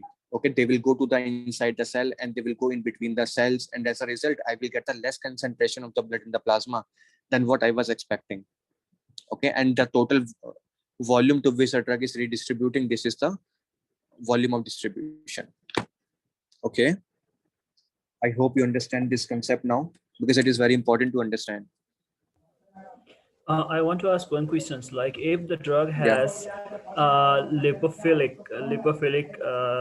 nature. Yeah, it is lipid soluble. That means. Yes. So what will be the proportion? It has more distributions or less distributions? Because blood will also bind The with drug whole. is. Yeah. Please. Yeah. Please ask. So Please complete.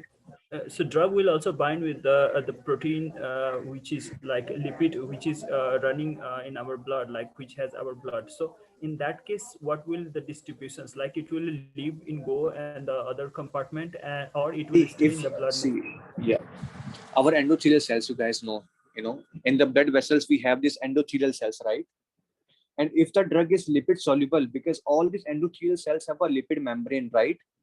All of these endothelial cells have a lipid membrane. So drug now can easily cross these cells and they can enter the extracellular spaces, right? And there are these our cells, our body cells, other body cells, right? And now this drug can also cross the plasma membrane of these cells and they can enter inside the cells. So what is the distribution now I'm getting? The drug will be distributed in the blood vessels. The drug will be distributed inside the cells, which is the intercellular fluid, and the drug will also go to the extracellular fluid also. So I will get the highest volume of distribution in that case. Although the drug is binded to the plasma proteins also, which are those proteins which bind to the this lipophilic drug, but it is just not enough, right? The drug will also cross the plasma membrane and it will enter the extracellular fluids and the intercellular fluids also, because it can easily go inside the cell by crossing the plasma membrane, right?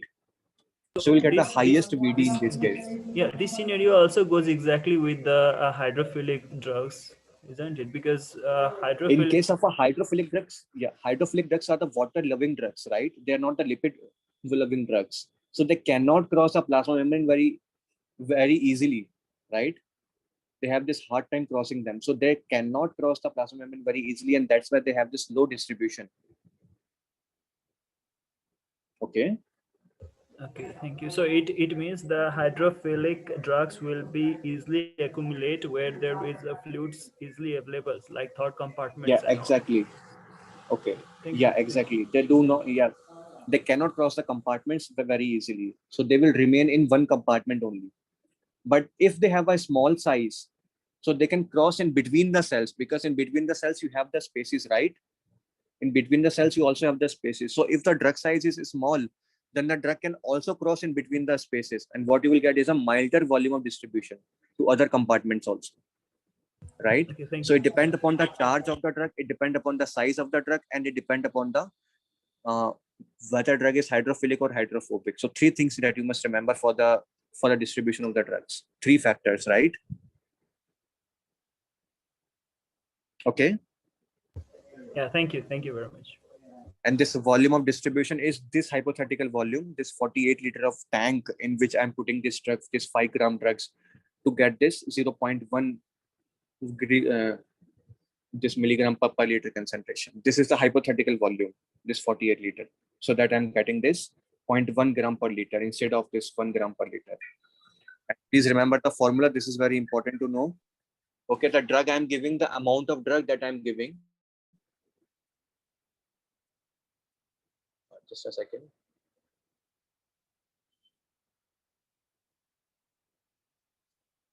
Okay. So the amount of drug that I'm giving to the patient, this must be equal to the concentration of the drug in the plasma compartment. Okay, multiply by the volume of distribution of the drug, which means the total fluid into which the drug is distributed. Okay. So either remember this formula like that, or you can remember this formula like the dose or the amount of drug will be equals to the VD, the distribution of the drug, multiplied by the plasma concentration of the drug. Okay. And if the drug has more protein binding, then of course it will have a low volume of distribution. Okay. If the drug has a very high lipid solubility, then the drug can easily cross the plasma membranes of the cells, and they can enter the intracellular fluid compartment also. They will have a high volume of distribution. Okay. So that's the thing about the volume of distribution. I've already told you what drugs can go, what drugs can remain into the blood, into this blood compartment only. What kind of drug can go to the extracellular compartment, and what kind of drug can go to your all body. Okay, including the intercellular compartments. So it would be the charged drugs, because if the drug has charge, then it cannot cross the plasma membrane.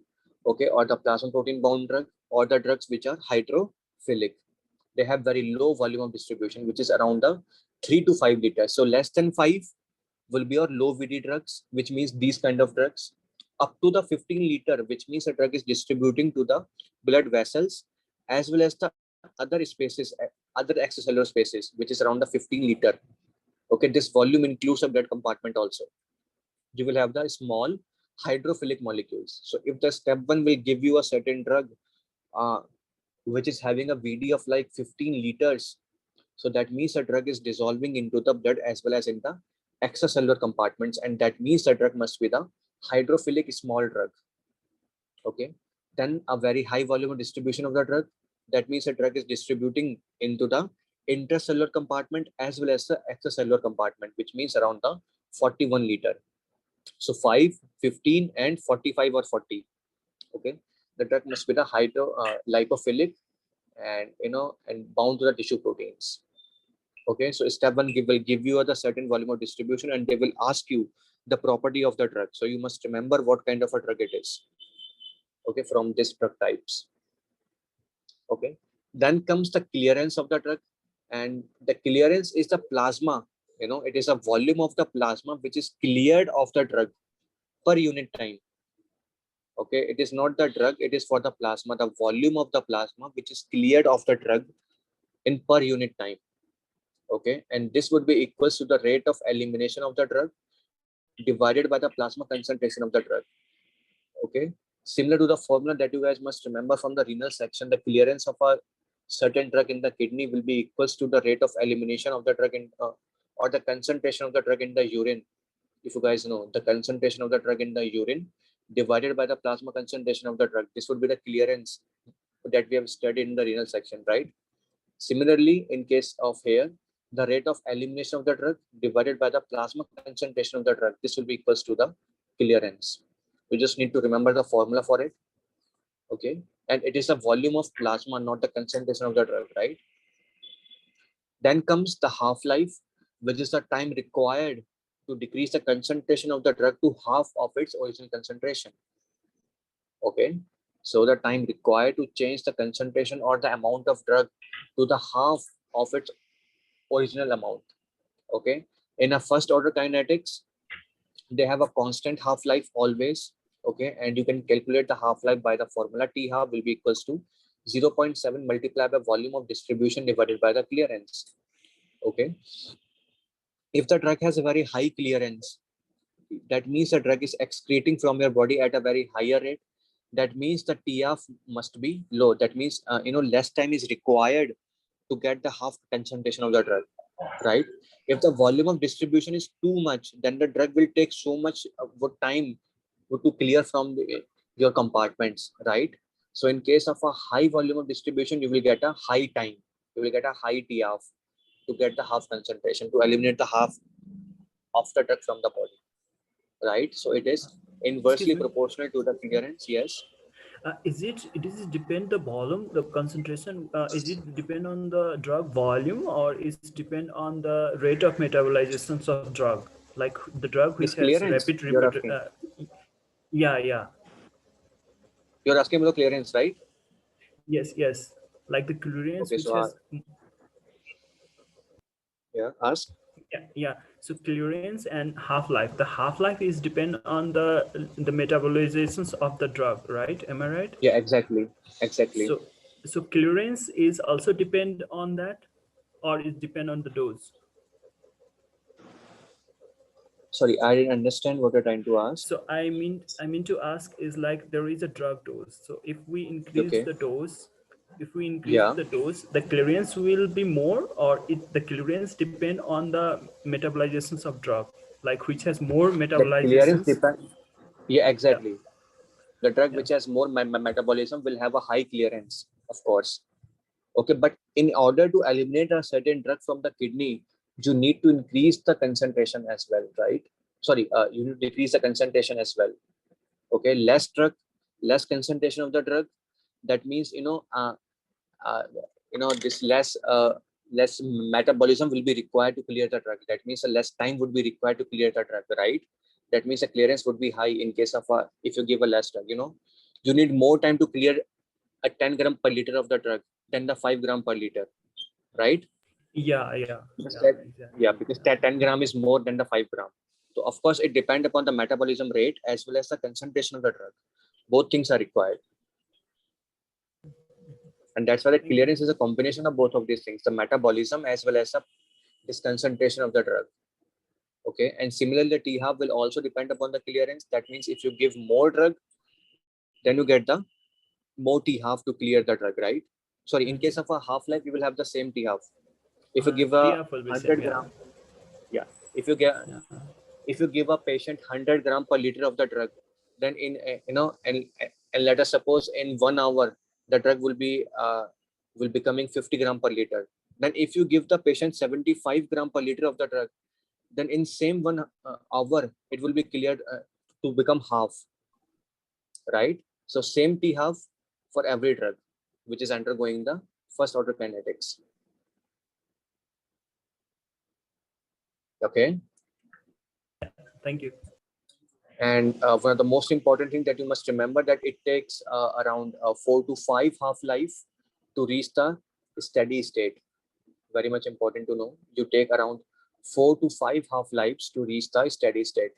Okay, and around 3.3 half-lives are required to reach the 90% of the steady state level. Step 1 will ask you, they will give you a patient, they will give you a certain amount of drug, and they will ask you how much time is required to reach the steady state concentration of the drug.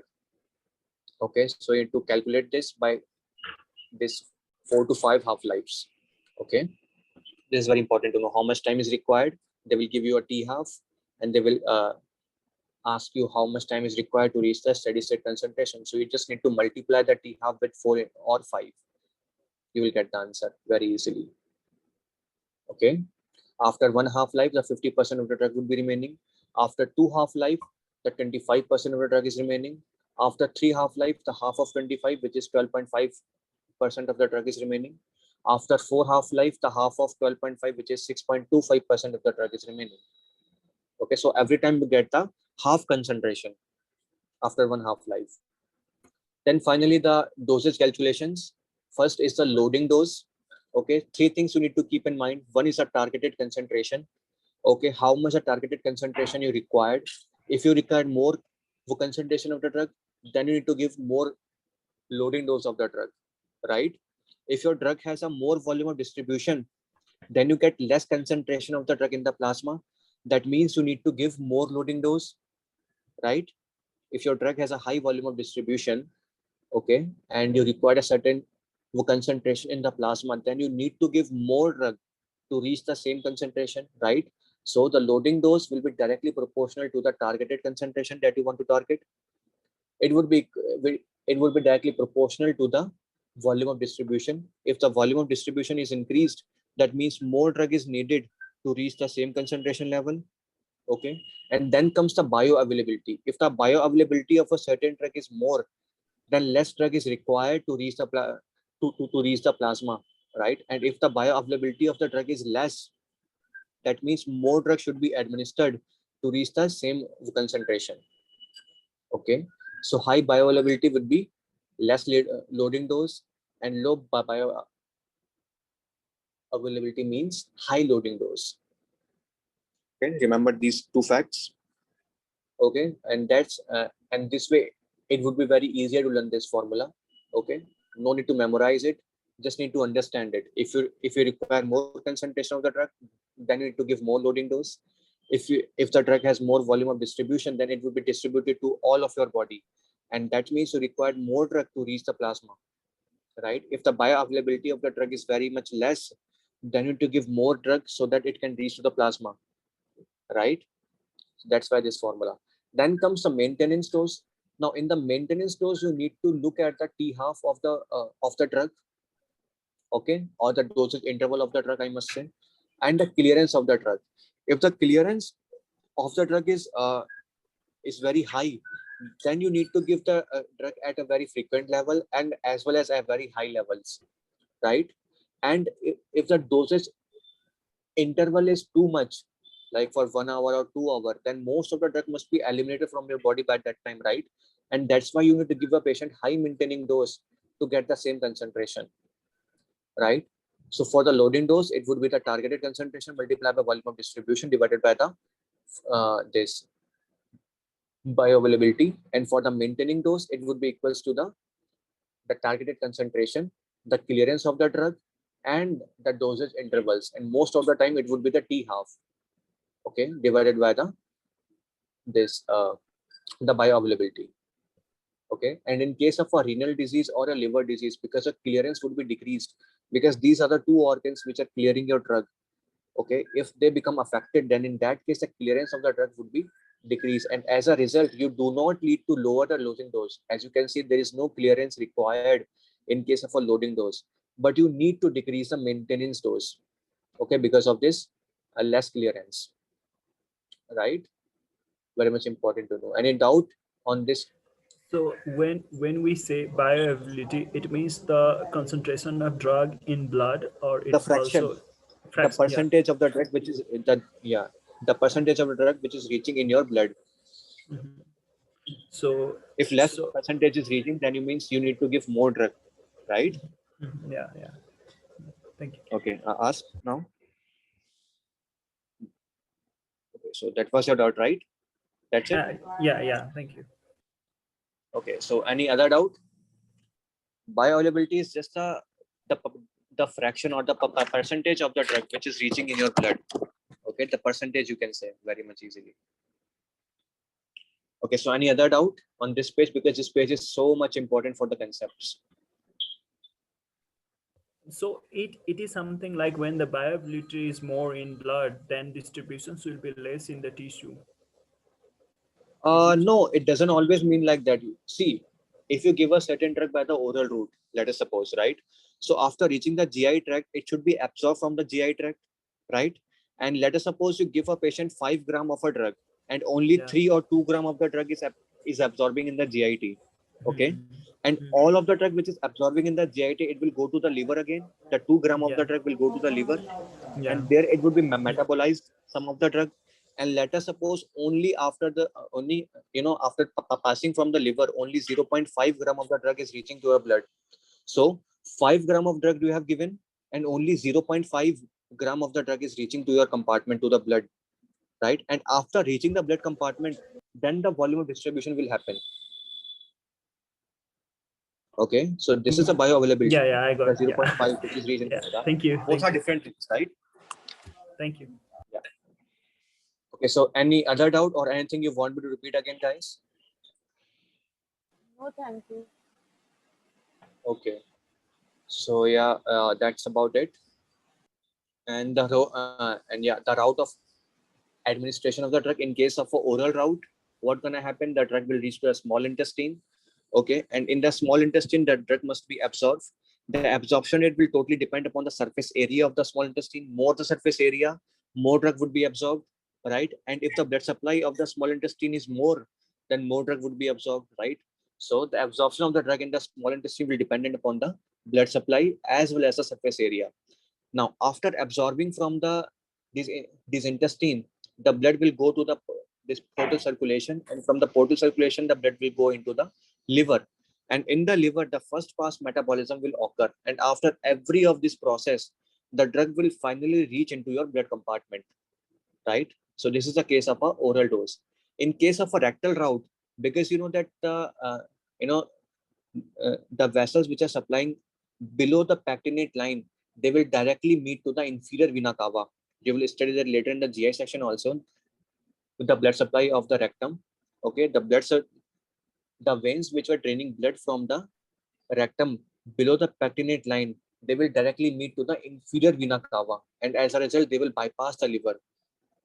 Okay, and that is the reason why the rectal route will have more bioavailability than the liver, because than the oral. Okay, because it will bypass the first pass metabolism.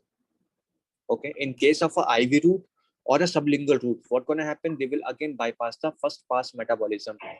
Okay, and that's why these drugs will have a high bioavailability. So step one will ask you why the rectal route or why the IV or the sublingual route will have more bioavailability than the oral route. They will give you an option like because of a less surface area, or because of a high surface area, because of a high blood supply, or because of this first pass metabolism. So answer would be to bypass the first pass metabolism, because everything, like surface area and the blood supply will be more in case of a small intestine. Okay, so these are not the limiting factors of the bioavailability in case of an oral route. The first pass metabolism is the limiting factor in case of oral route, right? which is not the limiting factor in case of rectal route. The blood supply to the rectum and the surface area of the rectum is the limiting thing in the rectal route. Okay, you understand this thing?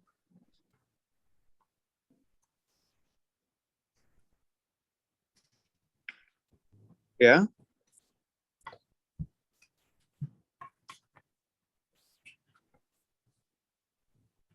Please respond. Anything, any doubt?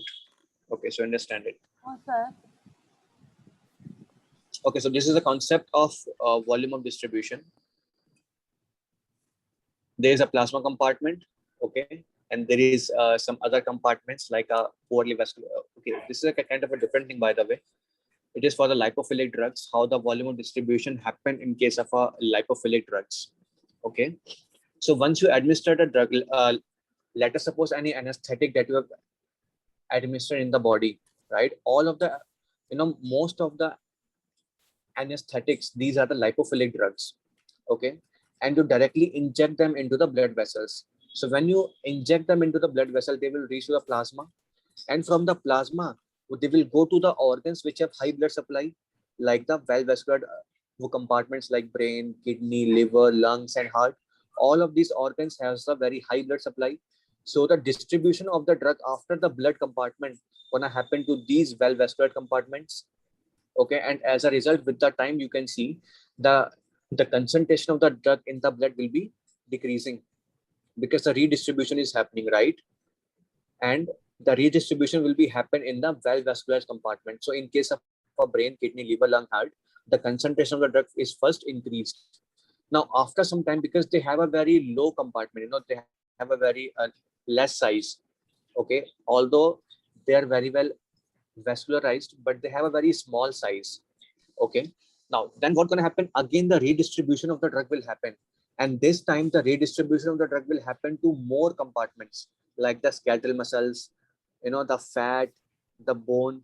These are the compartments which are poorly vascularized but contain a very large volume of distribution, right? So now again, as you can see, the concentration of the drug from these well vascular compartment will be decreasing with the time, right? And the concentration of the drug in the poorly vascularized compartment would be increasing. Okay, and this is this phenomena. Due to this phenomena, because as you can see, the brain is one of the well vascularized compartment. The concentration of the drug in the brain, or I can say the anesthetic in the brain, is decreasing. Okay, and the concentration of this anesthetic in the other compartment is increasing, right? Because of this decrease in the concentration, you will get the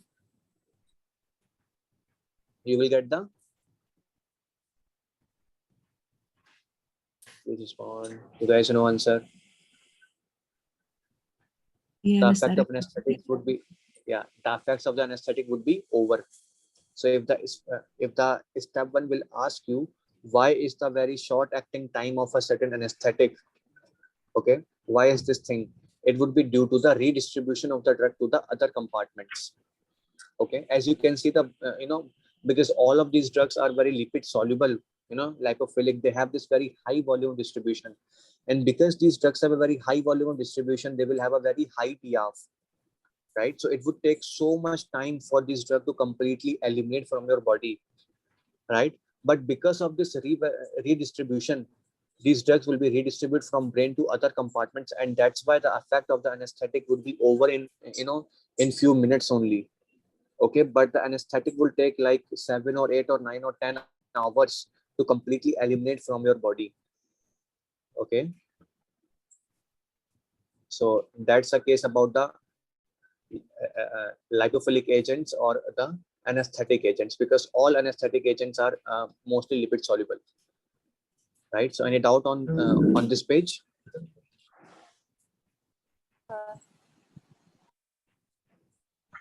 Yeah, any doubt?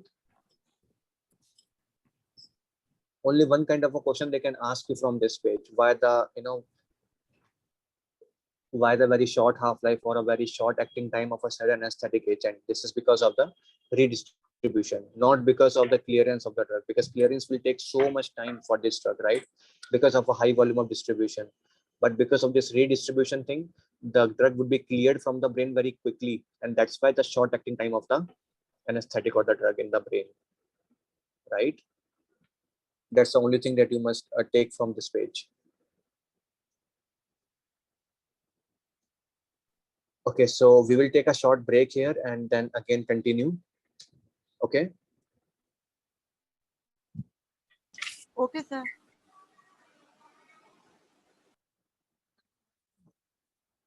Okay, so we have discussed this and I think I've cleared every doubt. And this concept is so much important. So you can ask anytime, any doubts you guys want, okay? And so we discussed now the drug dosage and, the weight adjustment of the patient. Okay, see, there are some drugs which are distributed, toward the complete body compartments, including the intercellular space, the extracellular spaces, right? And there are some drugs which are just limited to the plasma compartment only. Okay, and there are some drugs which are limited to the plasma compartments as well as the extracellular spaces, right? Okay, so different weight of individuals have different size. Okay, and depending upon the weight of the patient. For example, let's say there is a very lean patient and there is a very obese patient. Okay, see, both the lean patient and the obese patient, they both have a same volume of blood inside them, which is 5 liter. Okay, you guys agree with this? Yeah, both the lean patient and both the obese patient, they both have a same volume of blood inside them, which is 5 liter. Yes. Yes. You just want, yeah, but the obese patient, he must have a very high total volume of fluid inside him, right? The obese patient, he must have total volume of fluid inside him, right? Than the lean patient. Yeah, agree with Yes. this? Yes. Okay, so if there is a lipid soluble drug, a drug which has a very maximum volume of distribution, okay, so this drug in the lean patient is distributed in its maximum VD, which is let's say a 40. In case of a lean patient, it has a maximum VD of 40. But in case of an obese patient, because this obese patient has so much fat inside him, right? And and if the drug can easily cross the plasma membranes, then it will accumulate inside the fatty tissues, which means the volume of distribution is high in the obese one. Okay, and let us say 60 or 70 in case of a obese patient.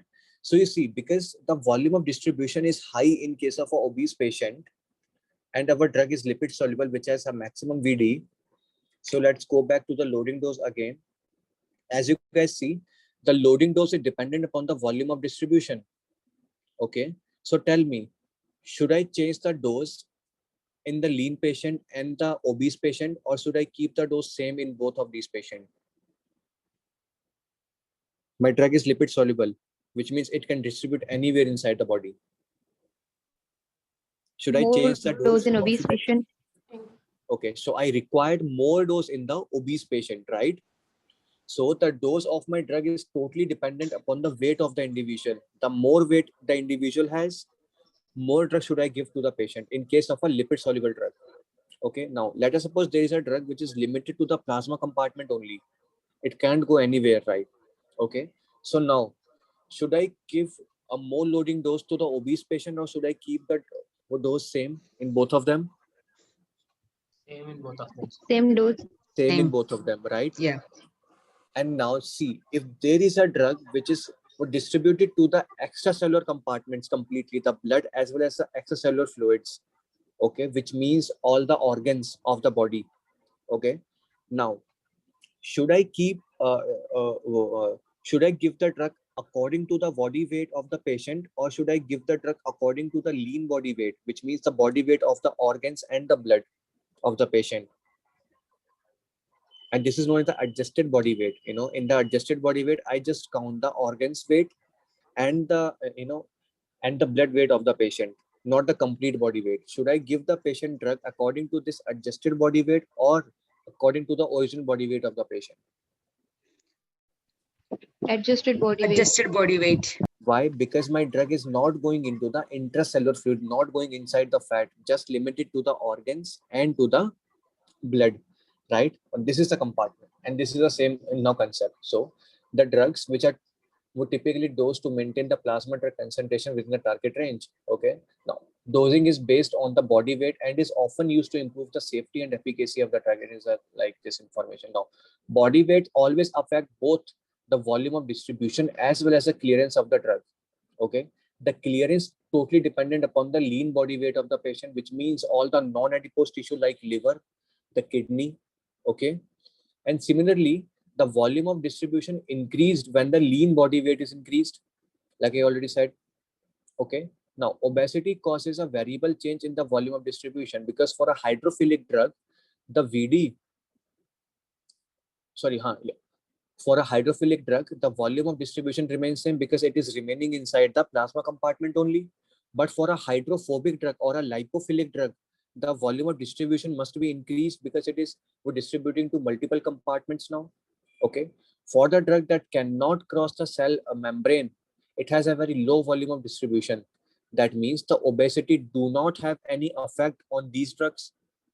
Okay. Therefore, while giving those drugs, the adjusted body weight must be calculated for these drugs.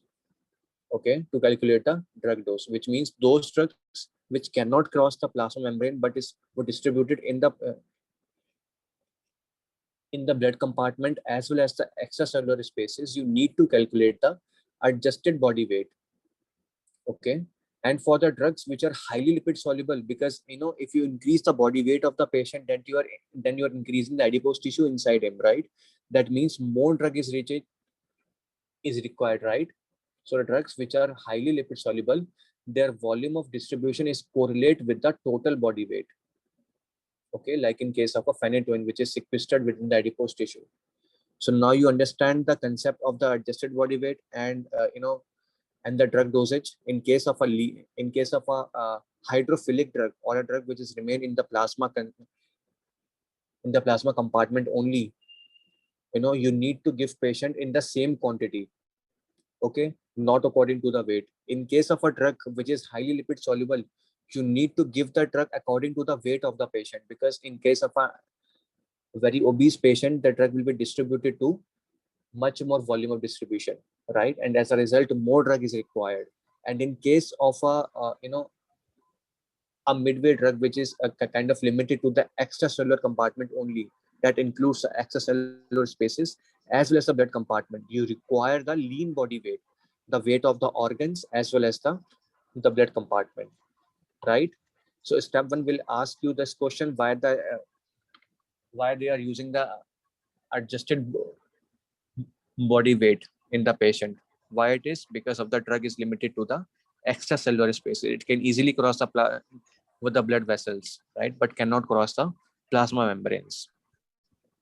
Any doubt on this page? So drug like Haldol, if you give somebody Haldol, it has to be based on, because it is lipophilic, based on the weight, right? Obesity versus lean. Yeah, exactly. Okay, thank you. Yeah. And then the hepatic excretion and the renal excretion that you must remember. For the hepatic excretion, the drug must be the hydrophobic or the lipophilic, the lipid-loving drug. Okay, all the drugs which are lipid-loving, they must go through the hepatic excretion, and all the drugs which are ionized, okay, which are hydrophilic, they will always go through the renal excretion. But the drug must not be bound to the plasma proteins. If the drug is bounded to the plasma proteins, that it cannot go through the renal excretion. Okay, because protein has a very large size and a very charged, and it cannot cross the glomeruli, right? So a drug which is protein bounded, a drug which is lipophilic, they will always go through the hepatic excretion. A drug which is kind of ionized, or a drug which is remaining in the plasma compartment, or a drug which is hydrophilic, they will always go through the renal excretion. Okay, the two things that you must remember. Drug Okay, so, like digoxin, sorry. Yeah, ask. Drug like digoxin, that has to be based on glomerular filtration rate, right?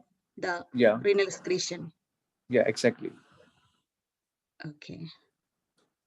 Okay, so any drug which has a very low volume of distribution, which means it is hydrophilic or lipophobic, it must be go through the renal excretion. Or the drug which has a very high volume of distribution, it will go through the hepatic excretion.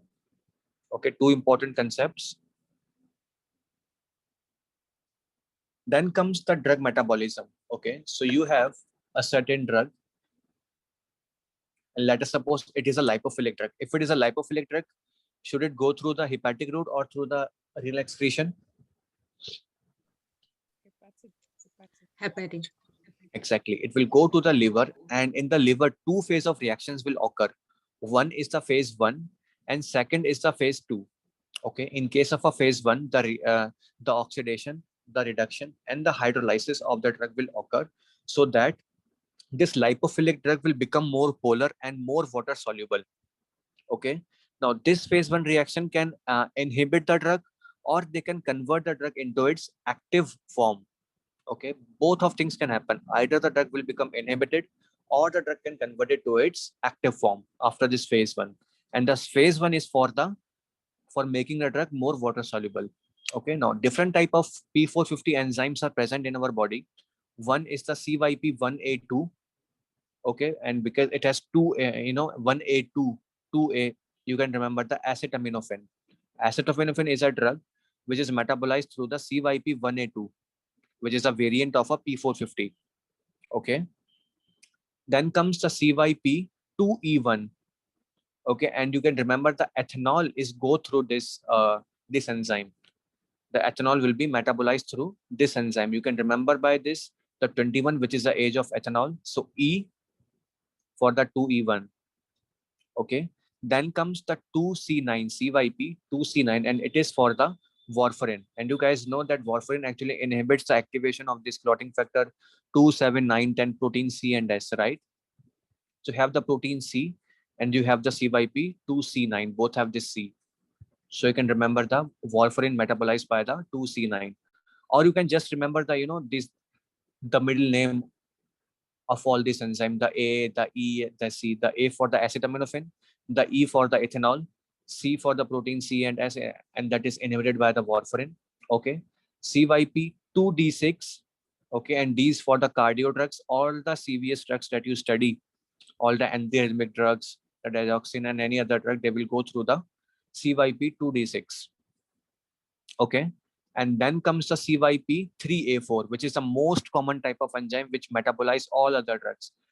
After these drugs, every other drug that they will all metabolize by the CYP3A4. You must remember the variants of this P450. Very much important. Step 1 will ask you what kind of P450 enzyme will metabolize what kind of drug. Okay, so A for acetaminophen, E for ethanol, C for warfarin for the protein C and S, D for cardio drugs, and for the other CYP3A4, all other drugs.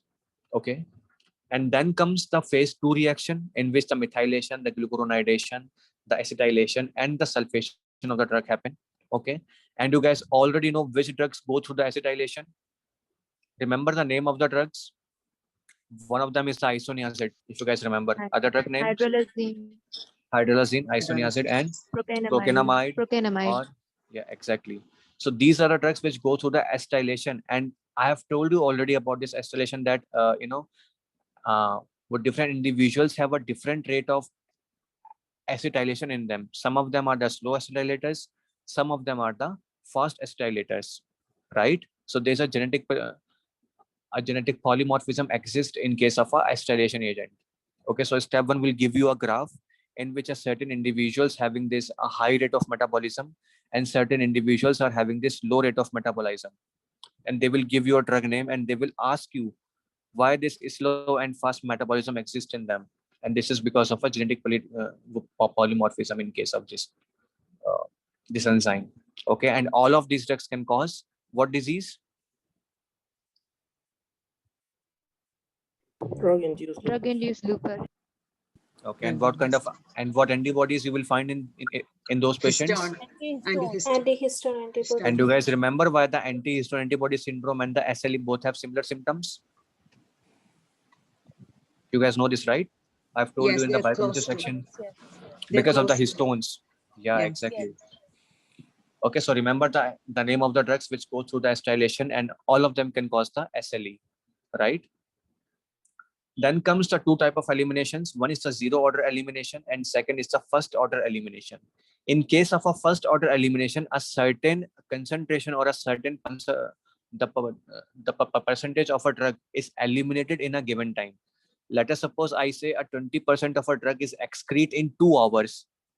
Okay, that means if I give 100% of drug, then after 2 hours, only 80% of a drug is remaining. And then again, after 2 hours, 20% of the 80% of drug will be excreted, right? So a certain fixed percentage of the drug will be excreted in a given time. And this is the first order reaction. Okay, in case of a 50% excretion, like I say, let's say, 1 T half is required for a 50% of drug to be cleared, from the body. So after 1 half-life, half of the drug should be remaining. Okay, which is, let's suppose this is 4. So it will remain as only 2. So after second half-life, again, the 50% of this 50% would be lost. That means I will remain with this 25% only, right? And after another T half, the 50% again would be lost and I will remain with just 0.5, as you can see. So a certain concentration or a certain percentage of the drug is always excreting in case of first order elimination. As you can see, the plasma concentration always go half. Okay, as you can see, this is the first order elimination. Okay, and for a zero order elimination, a certain quantity of the drug is always excreting from the body. Let us say, if I say 2 gram of the drug is clearing in 2 hours, okay, and if I inject around 10 gram of the drug, so after 2 hours, 8 gram of drug will be remaining. Then again after 2 hours, 2 gram will be lost, 6 gram will be remaining. Then again after 2 hours, the 2 gram will be lost and only 4 grams are remaining. So a certain amount of drug is eliminating in case of zero order elimination, and a certain a concentration of the drug is eliminating through the first order reaction. For every order reaction, you require the enzyme, if you guys remember. And let us go back to the graph again.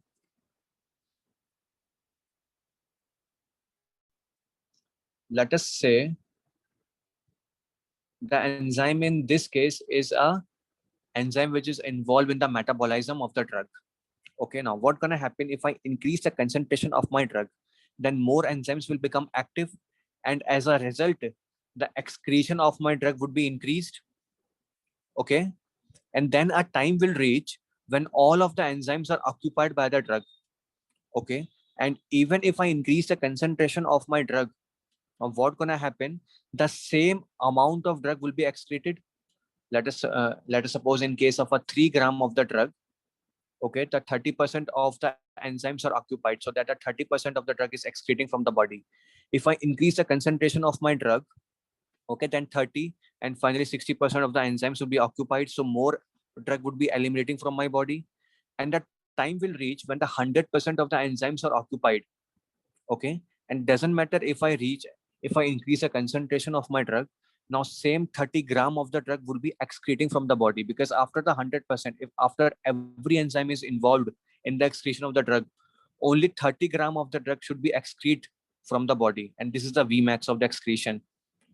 Okay, so if I go forward again and let me show you this.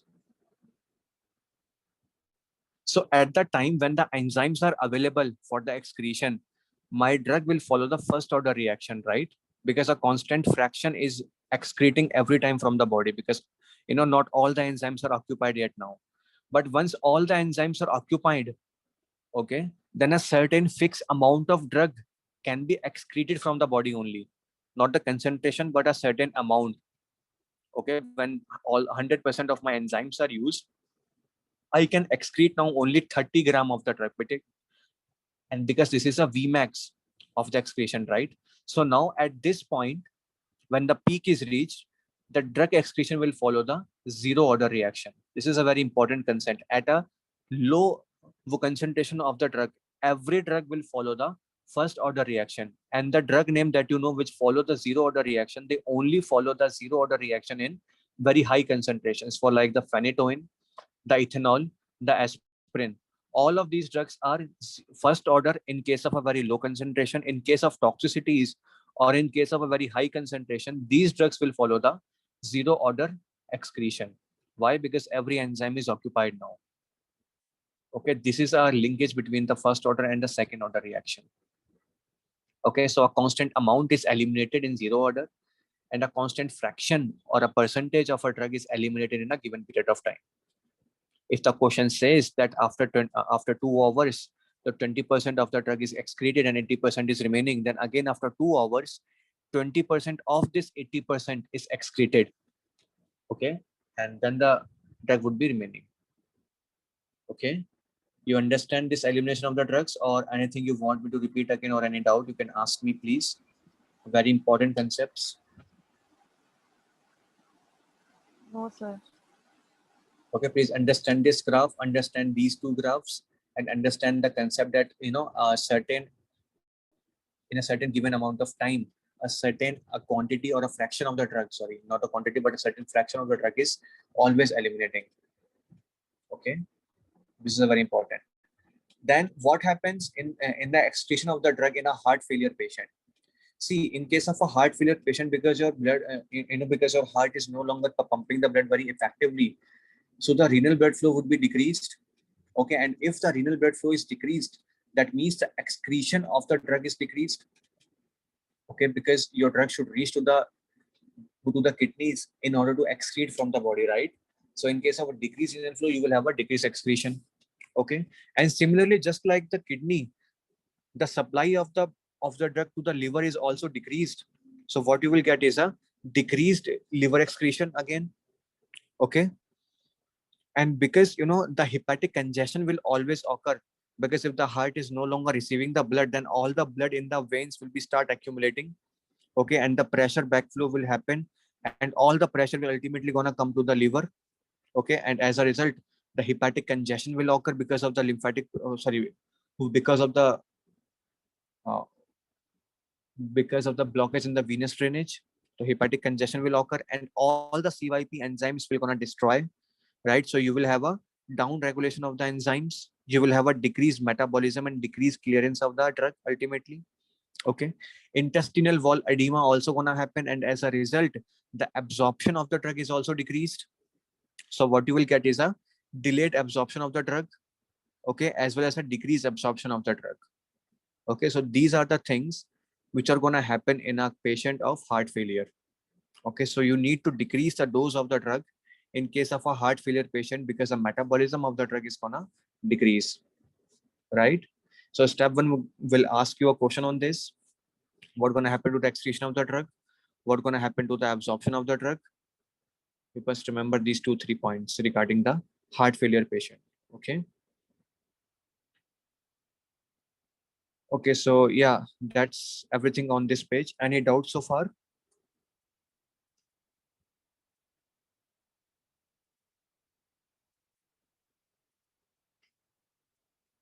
Can you explain the hepatic congestion part? Can I explain the Hepatic congestion part in case of heart failure patients? in case of heart failure patient, what part? I understand. What part? Hepatic congestion. Hepatic congestion. Okay, see. Yeah. Let me annotate it you.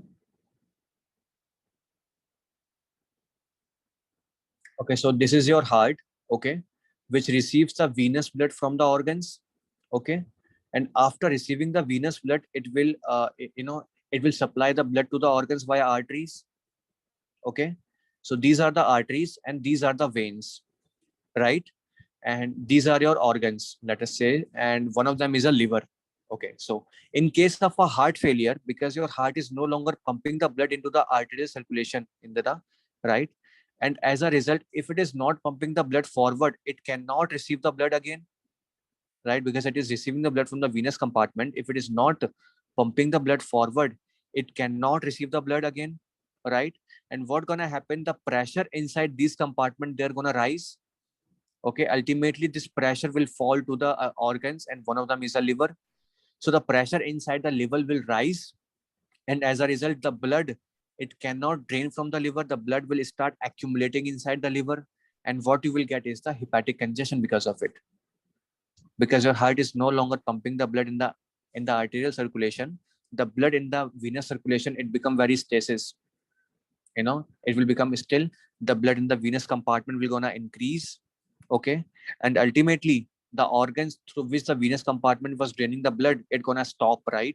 And the blood will start accumulating inside the organs, and what you will get is the congestion of different organs. You will get the splenic congestion, you will get the hepatic congestion, and similarly the intestinal wall edema is happen because of it. Because ultimately the portal circulations are there, right, which will drain the blood from the intestines. So this area will also stops. Okay. And the blood in the in the intestine will also going to accumulate in the blood vessels of there, right? So what you will get is a congestion of different organs, and one of them is the hepatic congestion. Okay, because of pressure backflow ultimately. Understand it now? Yes, sir. Yes. Okay. Any other doubt?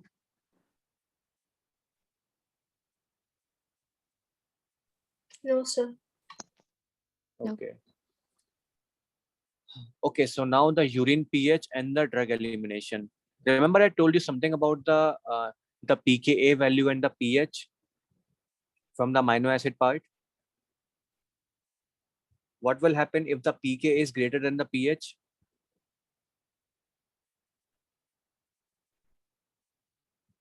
Anyone please respond. If the pKa is greater than the pH, then what will happen?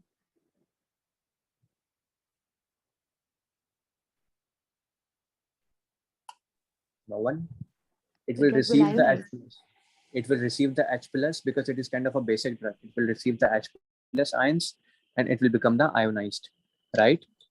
And what will happen if the pKa is less than the pH? Then it will release the ions, H plus hydrogen ions, right? And it will acidify the medium, right?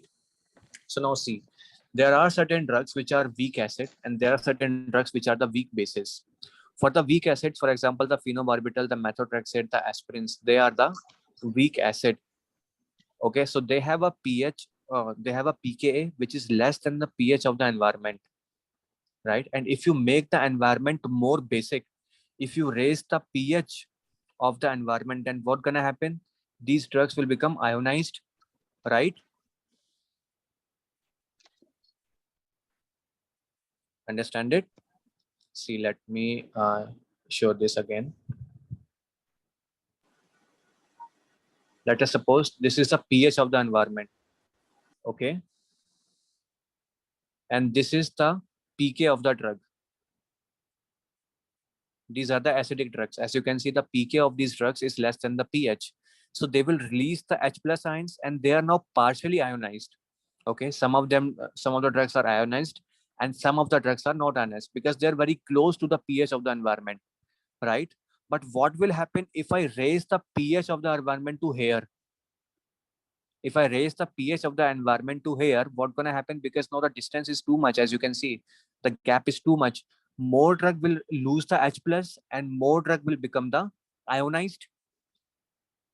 Understand it now? More drug will become ionized if I alkalize the medium. Yes or no? Yes. Yes. Okay. And if the drug is become ionized, then tell me, can it be absorbed from the kidney in the tubules? Now No, the it drug will is be ionized, excreted. no? So it would be excreted. So this is the reason why in case of a phenobarbital toxicity or the methotrexate toxicity or the aspirin toxicity, we will give the patient sodium bicarbonate to raise the pH of the environment so that the more drug can lose the H plus, and if the drug can lose the H plus, it will be trapped in this form and it could be easily excreted from the body. Okay. The H plus will be taken up by the sodium bicarbonate and the drug will lose H plus, it will become ionized and it could be easily excreted from the body. And similarly, if the drug is a weak base, for example, a TCAs or the amphetamines, if I give the patient any acid, then the pH of the environment would be decreased and there would be a huge gap between the pKa and the pH of the drug so that the drug can take more H plus. Okay. More drug can be ionized. As you can see, this is the RNS2 ammonium of a certain drug. It will take the H plus from the environment and it will become ionized so that it could be trapped in the kidneys and can be easily excreted. So this is the reason why in the weak basis toxicity, we always want to give the patient ammonium chloride, okay, which is a kind of acid to acidify the urine so that more drug could be trapped and more drug could be eliminated from the body. Okay, you understand these concepts now? All the PK and PK thing, why it is so much important to remember? Understand it now? Yes. Yes. Okay, now one more thing that you guys must know, and you can also question why in case of an amphetamine toxicity, sorry, why in case of a TCA toxicity, we give the patient sodium bicarbonate. You remember it from the psychiatry? Cardiotoxicity. Yeah, because of the cardiotoxicity. Why? Because of a sodium loss. Because you know the TCA has this sodium blocking activity.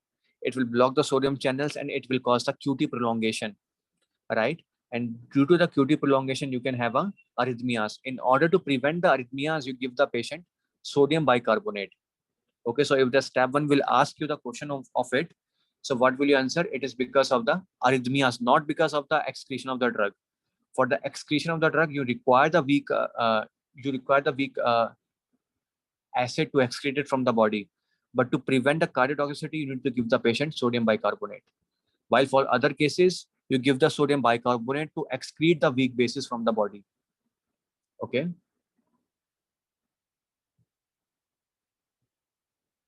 So any doubt?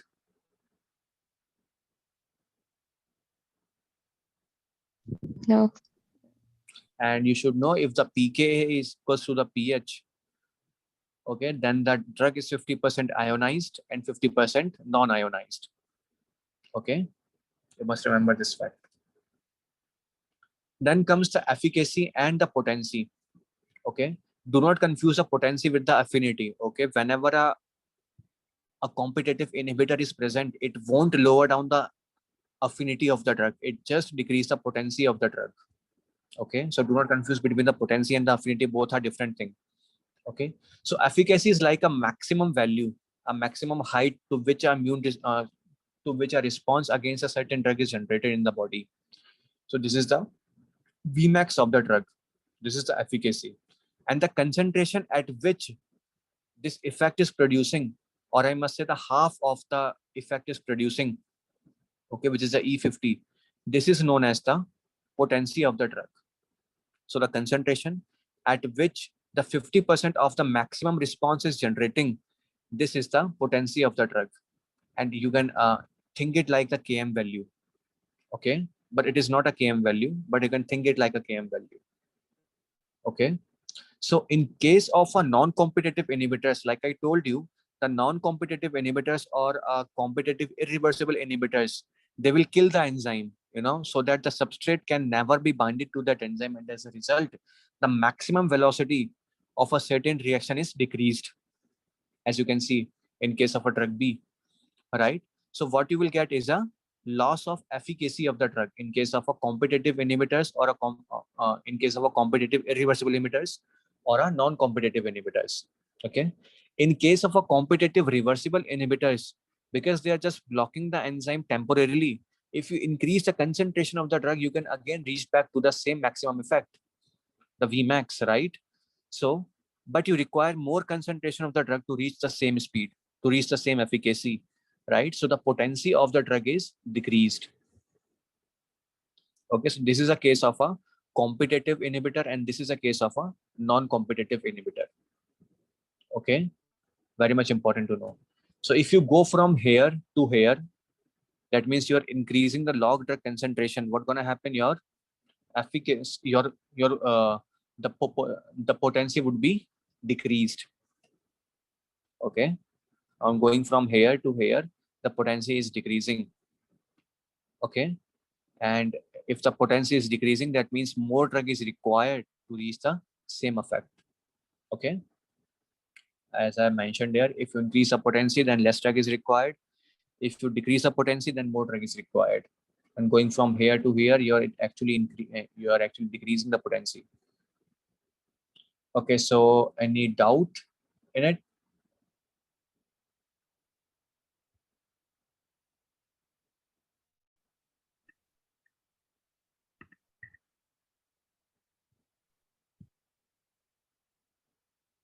Any doubt? No, sir. Okay, then what gonna happen to the graph when competitive antagonist or a non-competitive antagonist or a partial agonist is present.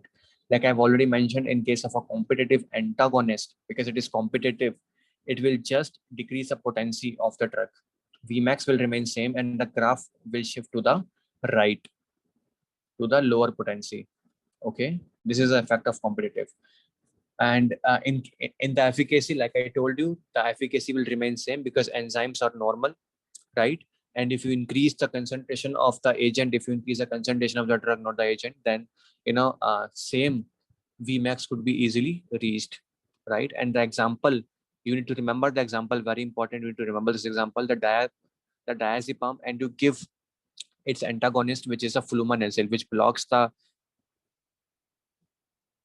receptors for this diazepam. Okay, the flumanesol actually blocks the receptors for this diazepam, and it is a competitive type of antagonist. Okay, then comes a non-competitive type antagonist, which will which will keep the potency same but will decrease the efficacy. So what you will get is a loss of efficacy or loss of the Vmax. Okay, and you cannot overcome the effect of this non-competitive antagonist by increasing the concentration of the substrate. Okay, and the example is the non-epinephrine with the phenoxybenzamine. Very important to know, in case of a non-epinephrine, if you give a phenoxybenzamine, then this graph would be seen, right? But step 1 will also give you another case. Just a second. Okay, in case of a phentolamine, you guys need to remember, in case of a phentolamine, the phentolamine is a competitive inhibitor of non-epinephrine. So if the step 1 will ask you about this graph of this non-epinephrine and the phentolamine, then you will get this kind of a graph. Okay, the loss of potency. But in case of a non-epinephrine with the phenoxybenzamine, because phenoxybenzamine is a non-competitive type of inhibitor, you will get this graph, the loss of efficacy. Okay, please remember, you can add this example also in the A, the norepinephrine along with the phentolamine. It is an example of competitive reversible inhibition. Okay, in case of a non-epinephrine with the phenoxybenzamine, it is a non-competitive type inhibition. Okay, then comes the case of a partial agonist. Partial agonist kind of work very independently. Okay, they will always make that substrate work like them. Okay, let us suppose in case when the concentration of the drug is nothing, when the effect of the drug is nothing, I must say, then what's going to happen? They will increase the effect of the drug. Okay, let me annotate it you. Let's suppose this is a graph. Okay, and this is the efficacy of my substrate initially, right? If I give the patient a partial agonist, so they will work like that. They will make they will make this drug to work at this level. Now they will raise the efficacy of the drug if the efficacy of the drug is lower. Okay, but in case where the efficacy of the drug is very much high, let us suppose here, so now what this partial agonist gonna do, they will decrease the efficacy of the drug and they will work at here. Okay, so if there is an agonist alone, okay, if there is a drug which is working at a maximum capacity, which is a very high efficacy, then what's going to happen? They will decrease the efficacy of the drug. They will lower the efficacy of the drug. Okay, but if there is a drug which has a very low efficacy, then they will raise the efficacy of the drug to their level. Okay, this is very important to know. You guys understand it? The case of Please partial repeat it. agonist. Okay, if there is a certain drug which has a very low efficacy, okay, which means they are not, they're not stimulating the receptors much, then what's going to happen? The partial agonist, if you give the patient partial agonist, the partial agonist will increase the effect of the drug. Okay, it will help increasing the effect of the drug. It is work like the agonist to it. Okay, and they will increase the efficacy of the drug, because now both this partial agonist and the drug itself, they are acting on the receptors to increase the efficacy together, right? So initially, if the drug was working like let me draw the graph again. If initially the drug was working at this Vmax, they're just they're just stimulating, very few receptors. So they're working at this level initially. If you give, if you give the partial agonist at this time, so they will raise the efficacy of this drug to here, because they will help the drug to achieving this condition, but if there is a certain drug which is active at a very maximum level, which has a very high efficacy, now these partial agonists will block its effect and they will act as an antagonist to it. They will block the receptors for it, and as a result, the efficacy of the drug is decreased. Okay, the drugs which is acting at a very high efficacy levels, which are stimulating many of the receptors, they will decrease the effect of this receptor. They will act as an antagonist in this case. But if there was a drug which has a very low efficacy, which is stimulating only very few receptors, if you give the patient this partial agonist, then it will help the drug. They will work like the agonist and they will increase the efficacy of the drug. So it doesn't matter if they are giving this very high efficacy drug or the lower efficacy drug. If you give the patient partial agonist, ultimately what's going to happen, they will bring down the efficacy to their levels. And this is the level at which the partial agonist was working independently. So partial agonists will work at that level only. For the lower efficacy drug, they will raise their efficacy. For the higher efficacy drug, they will decrease their efficacy by acting as the antagonist. And these are the scenario of a partial agonist drugs. Okay, now understand it? Yes. Yes. Yes. Okay, so yeah, that's about the partial agonist, the competitive and the non-competitive agonist. Please remember these things and the examples also. For example, if you give a patient morphine, which is a full agonist at a receptor, at the mu receptors or the kappa receptors, right? And along with the morphine, if you give the patient buprenorphine, then the buprenorphine will act as an antagonist to it, and it will decrease the effect of the morphines. Very much important. If in a case of morphine patient, if you give the patient buprenorphine, then it will decrease the effect of the morphines and it will act as a antagonist. Okay. Yeah. So that's about it. You need to remember the example. Very much important. Okay, and it can cause the withdrawal symptoms too much in case of a full morphine patient, a patient who is on a morphine therapy. If you give the patient buprenorphine, then it can kind of precipitate the withdrawal symptoms. That's why you need to be very careful while giving these drugs, because in case of a full agonist, they will act as an antagonist. In case of a partial agonist or a very low agonist, they can act as an agonist to them and they can raise their efficacy levels. So they can raise from 0 to 50, but for a drug who is working at a very 100 level, they will bring the 100 to 50 again, right? So they work like that. And then comes a therapeutic index. The therapeutic index, it's a toxic dose divided by the minimum requiring dose, which is the efficacy dose. Okay, so the toxic dose divided by the effective dose or the efficacy dose. Okay, this is known as the therapeutic index. So a drug which has a very high toxic dose, which means a very much high quantity of the drug is required to cause a toxicity, and the drug also at the same time has a very low effective dose, which means a very less drug is required to cause the effect.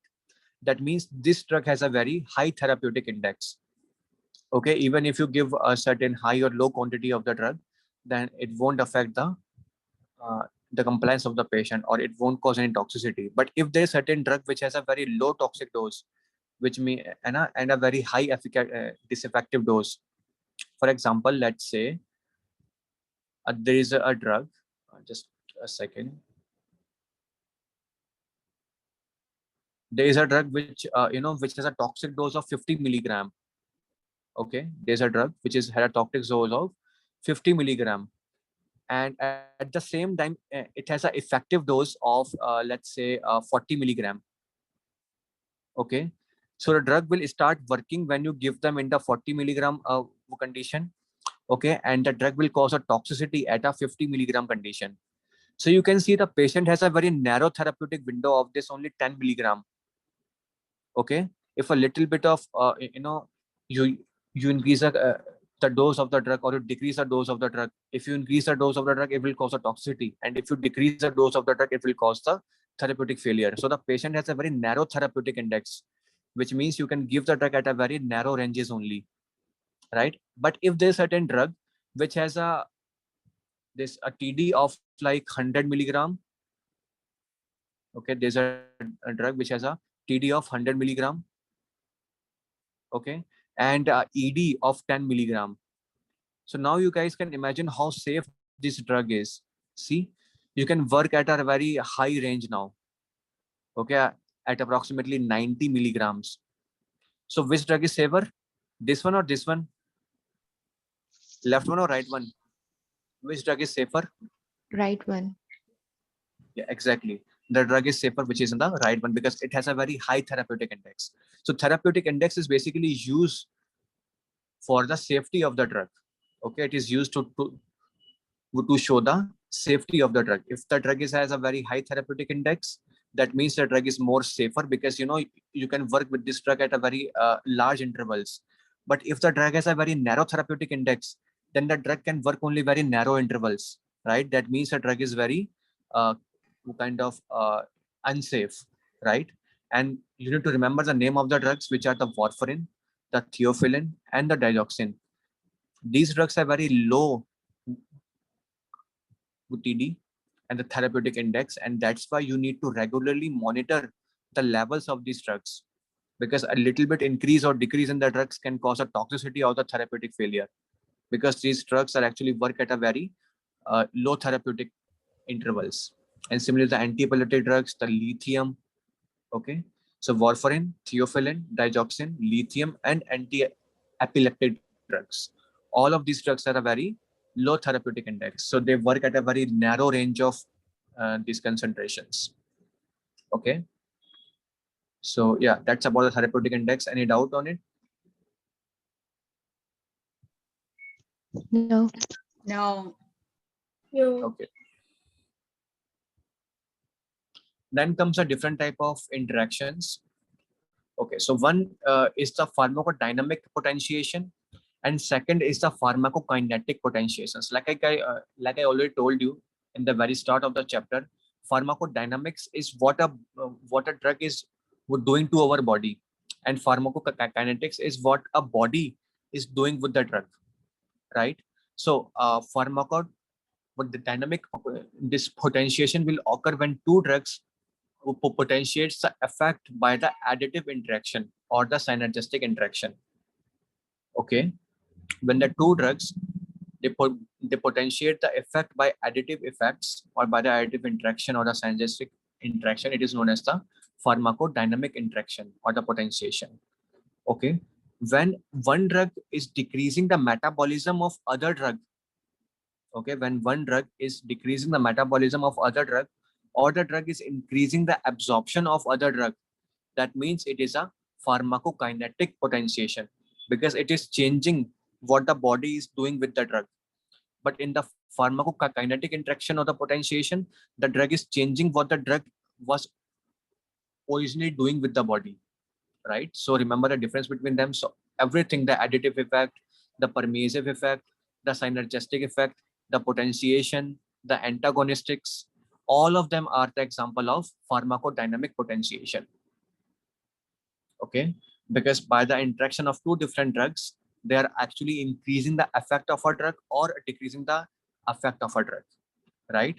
But in case of a pharmacokinetic potentiation, it will lead to a change in the concentration of the drug completely. Either it will increase the concentration of the drug, or it will decrease the concentration of the drug. Okay, so remember the difference between these two. And so yeah, now let's talk about the additive interaction. Okay, when a certain drugs which has an effect of 2 and another drug which also has an effect of 2, and when you combine both of them, you will get an effect of 4. This is the additive effect. For example, the case of aspirin and the acetaminophen. Okay, so effect of a substance A and B is together equal to the sum of their individual effects. Okay, and then comes the synergistic effect. Okay, in which the effect of a substance A or B together is greater than what you can be expected from the individuals. So like a drug A, which has an effect of 2, and a drug B, which has an effect of 2, if you combine both of them, then what you get is an effect of 5, 6, or 7, or 8, which is greater than 4. So this is the synergistic effect. Okay. Then comes the potentiation. Okay. So sorry, I forgot about the permissive actions. When the presence of a drug A is required for the full action of the substance B or the drug B, okay, then it is known as the permissive actions. For example, you guys know that the cortisols has an effect on the catecholamine receptors. It will increase the concentration of the catecholamine receptor so that the glucagon can work on them very effectively, or the epinephrine, non-epinephrine can work on them very effectively. So the presence of cortisol is required for the epinephrine or non-epinephrine to have 100% effect on the receptors, right? Because this cortisol increases the concentration of the receptor. So this is known as a permissive effect. When the presence of a one drug is required for the 100% action of another drug.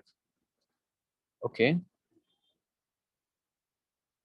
That's why in case of, in case of adrenal insufficiency, when you get the hypotension, you do not give the patient epinephrine or non-epinephrine, right? You need to give the patient cortisol, because even if you give the patient epinephrine or non-epinephrine, it won't raise your BP, because the cortisol in your blood is required for their effect, right? So that's why in case of a Addison's disease patient or the adrenal insufficiency, you always need to give the patient cortisol, not the non-epinephrine or the epinephrine, right? Then comes the potentiation.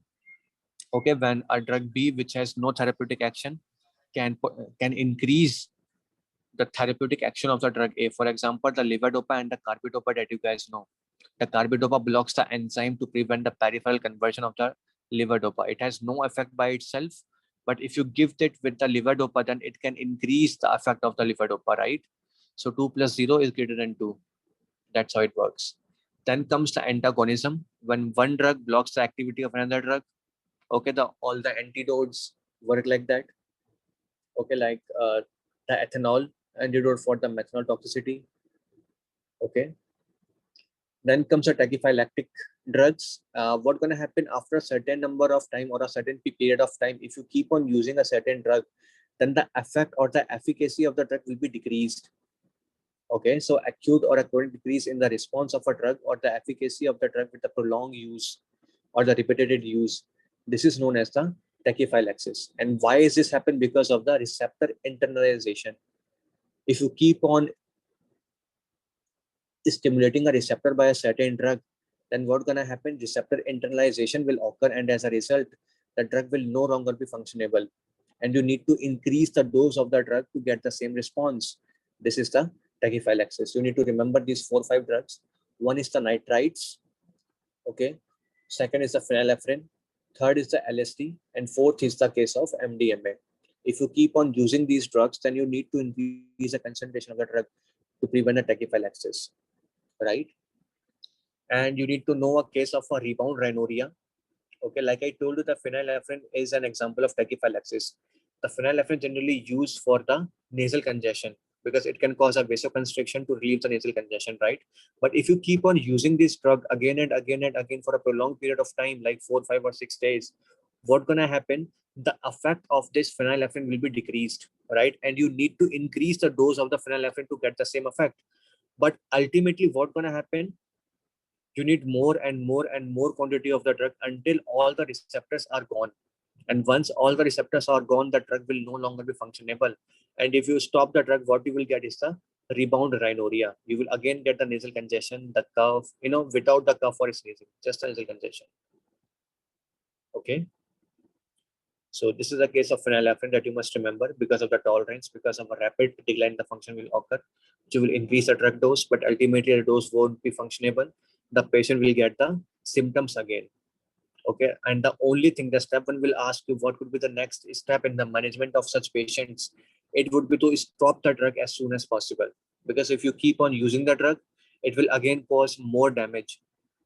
Okay, then it is that is causing the beneficial effects in your body, right? So you must be stop the drug. Okay, very much important. So that's about the additive effect, the permissive effect, the synergistic effects, the potentiation, antagonism, and telephylaxis. Okay, that's everything. Okay, any doubt in it? So these additive, permissive, and synergistic actions are all pharmacodynamic potentiation. Yeah, exactly. Pharmacodynamics. Okay, thank you. One question. Yeah. Giving Lasix and metalazone is an example of additive or synergistic. What drugs? Lasix along with the metalazone, both diuretic. Please write in the chat box if you can.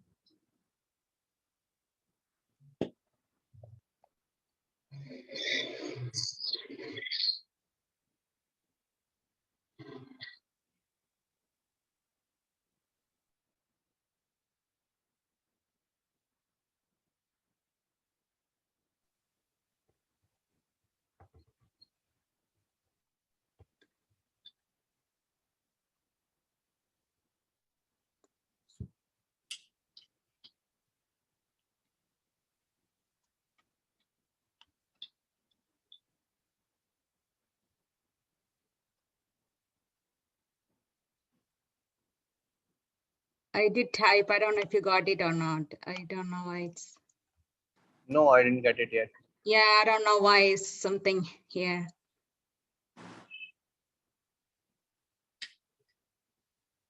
She was That's asking okay. about the.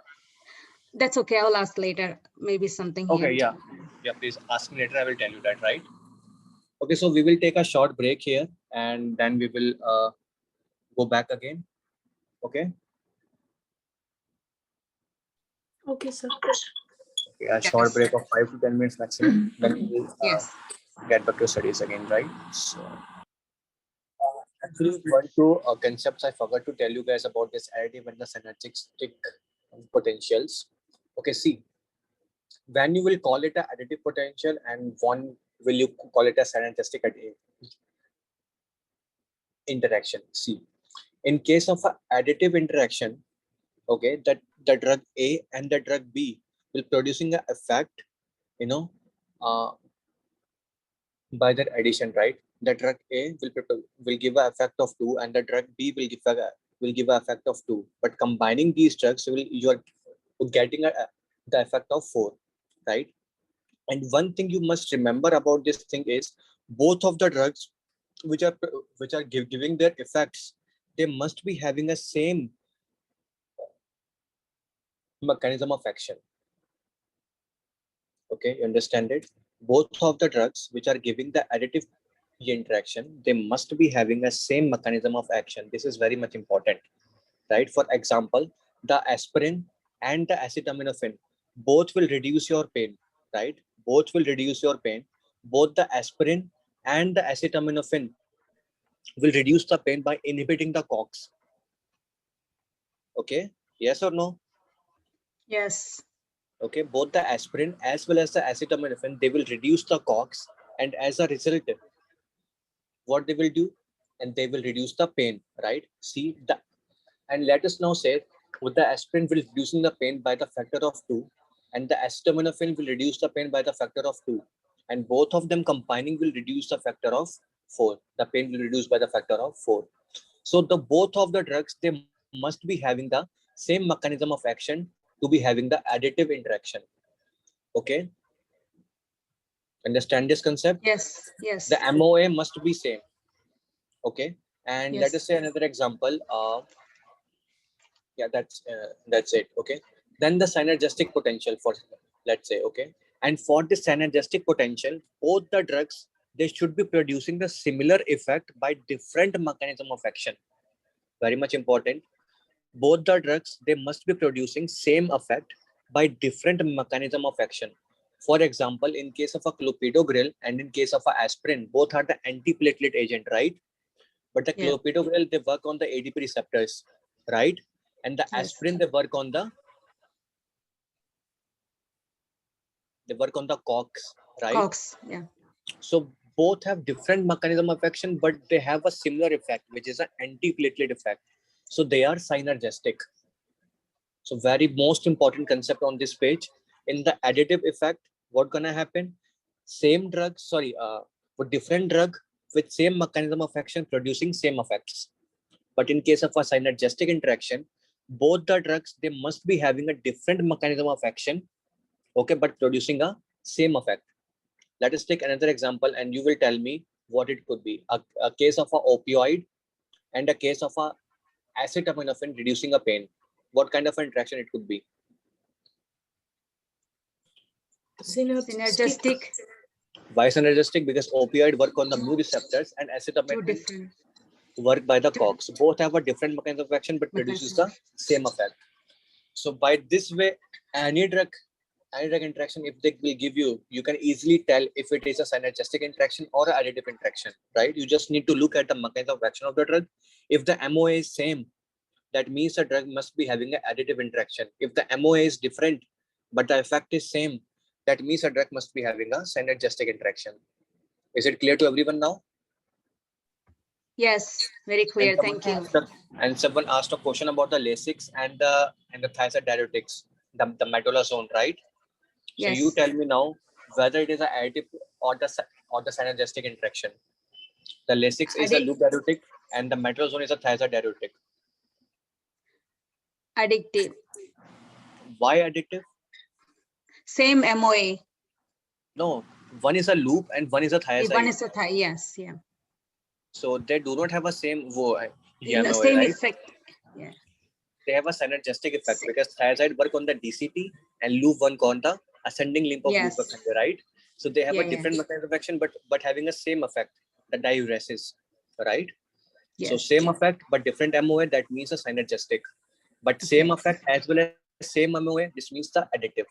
Very much important to know. Okay. And in case of a permissive, one drug has the presence of one drug is very much required for other drug to be functionable. Like I told you, in case of a cortisol, the cortisol is required to increase the density of the beta receptors in your body so that the epinephrine and non-epinephrine can work on them. Okay. And like I told you, in case of Addison's disease, you will lost at cortisol, but the epinephrine and non-epinephrine levels in your blood should be so much high already. So even if you give the patient epinephrine or non-epinephrine, it won't gonna do anything. In case of Addison's disease patient, you need to give the patient cortisol. Okay. So this is a permissive action. Then the potentiation, the presence of one drug is required, to increase the therapeutic action of the drug B, right? For example, the carbidopa and the levodopa. The carbidopa has no action on the disease itself, but it will increase the potency of the levodopa, right? And the antagonistic guys already know. And then comes the tachyphylactics. I have told you that if you use a certain drug over a period of the time, then the effect of the drug will be start reducing. And why this happening? Most commonly because of the receptor internalization, and as a result, the effect of the drug would be reduced. And what you will get is a tachyphylaxis. You must remember these 4 examples: the nitrates, the phenylephrine, the LSD, and the MDMA. You need to increase the dose of these drugs with the time to get the same effect because of the tolerance, right? So yeah, any other doubt on this page? No. Could you please, you said something about morphine and bupropion. Could you And the repeat morphine and the acetaminophen. No, morphine and the drug used for methadone withdrawal, for the withdrawal effect of morphine. Buprenorphine you're talking about? Yes, morphine and buprenorphine. Yeah. This one? Yes. So what's your doubt? What is the mechanism why you don't have to use both of them together? What is the mechanism why I won't use the buprenorphine in case of this morphine thing, right? You're asking? Yes. Okay, because morphine is a full agonist, right? If the patient is on, you can please turn off your mic. Okay, so see, the morphine is a full agonist, right? And if the patient is on a morphine dose, okay, and if you give the patient antagonist, like say, what's gonna happen? The effect of the morphine will be reduced, And what you will get is the withdrawal symptoms, right? If the patient do not take some morphine, then what gonna happen? The patient will get the withdrawal symptoms. Agree? Yeah. Okay. Now see, if I give the patient buprenorphine, which is a partial agonist, and like I told you, in case of a partial agonist, they will decrease the efficacy of the drug. If it is a full agonist, then the partial agonist will decrease the efficacy of the drug by acting like an antagonist. So it would be same as having the antagonist. And if you give a patient antagonist in case of a morphine, then what gonna happen? The patient will get the withdrawal symptoms, a precipitation of the withdrawal symptoms the patient will get. And that's why you need to be very careful while giving the patient buprenorphine in a case of morphine patient. Okay, it is same as having the kind of if the patient just stop taking the morphine, it is same as like that. So the patient will get the withdrawal symptoms very quickly in case of an antagonist. Okay.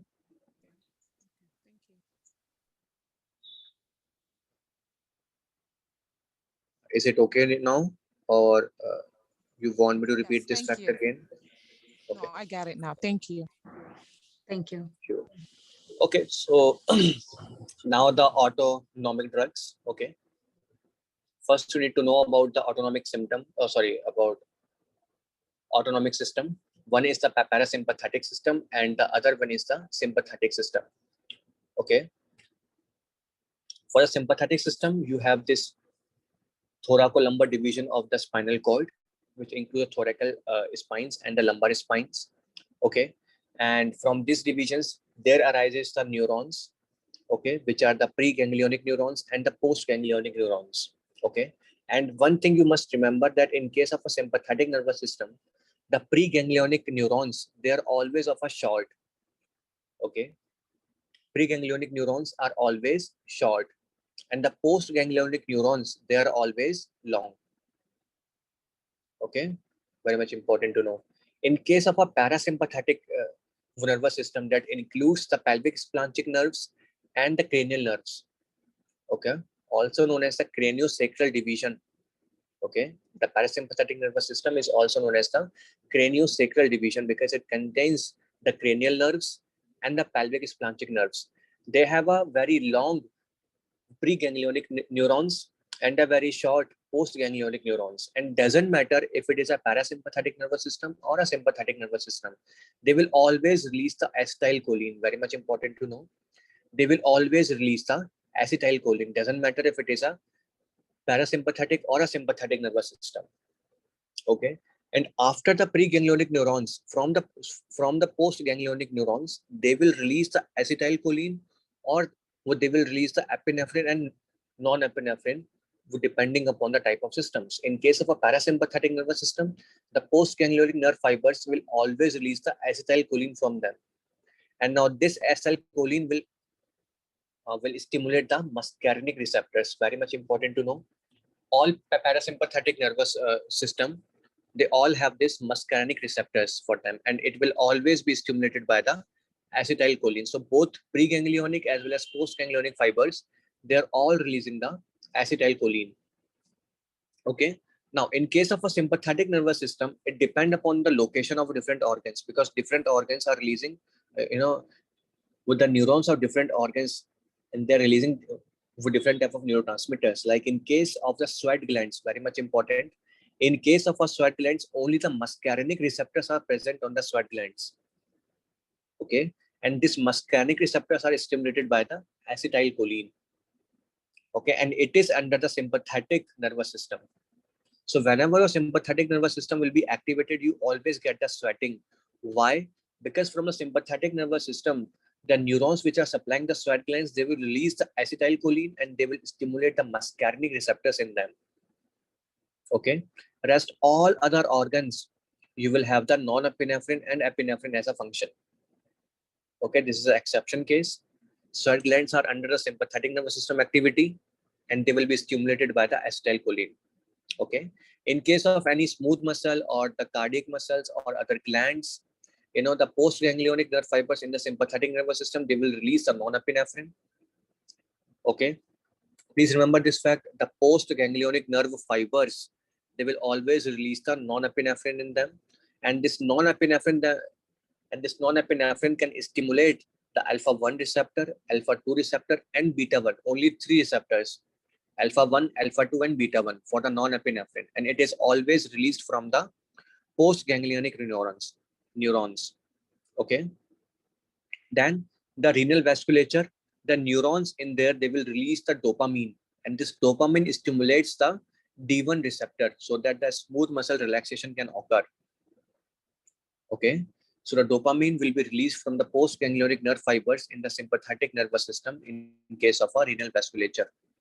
Okay, in case of an adrenal gland, the adrenal gland will be supplied by the preganglionic neurons of a sympathetic nervous system, which releases the acetylcholine, and in response to the acetylcholine, the adrenal gland will release the non-epinephrine and the epinephrine. So the epinephrine can only be secreted from the adrenal gland. Please remember, epinephrine can only be secreted from the adrenal gland, and the neuronal ends, they always release the non-epinephrine.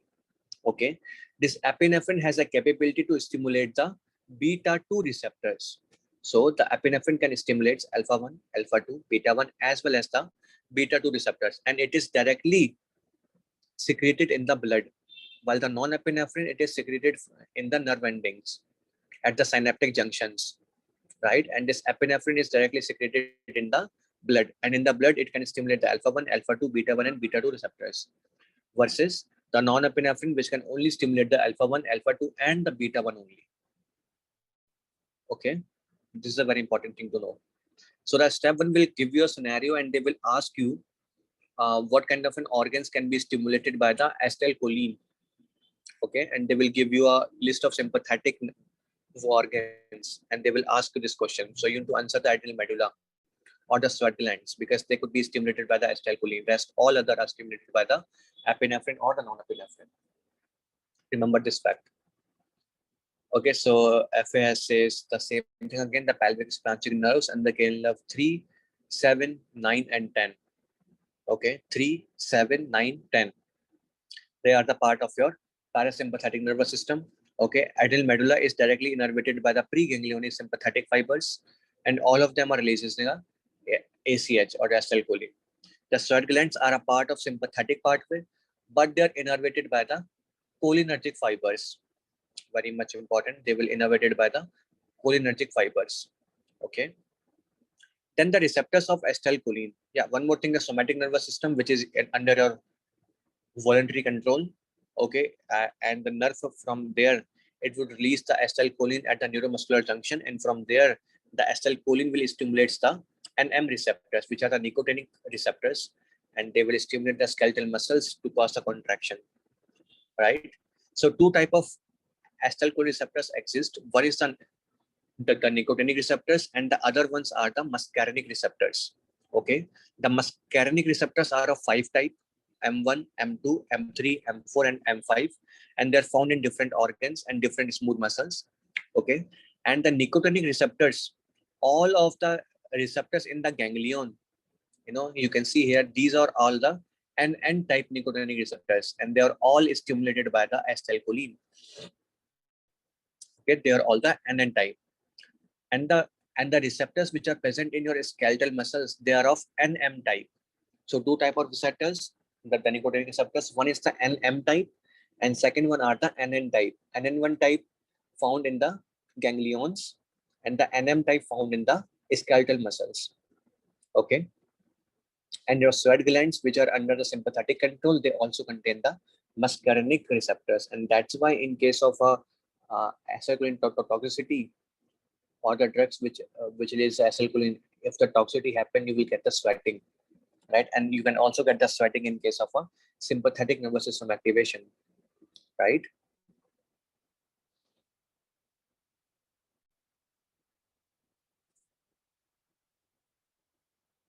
Okay, so whenever there is an increase in parasympathetic,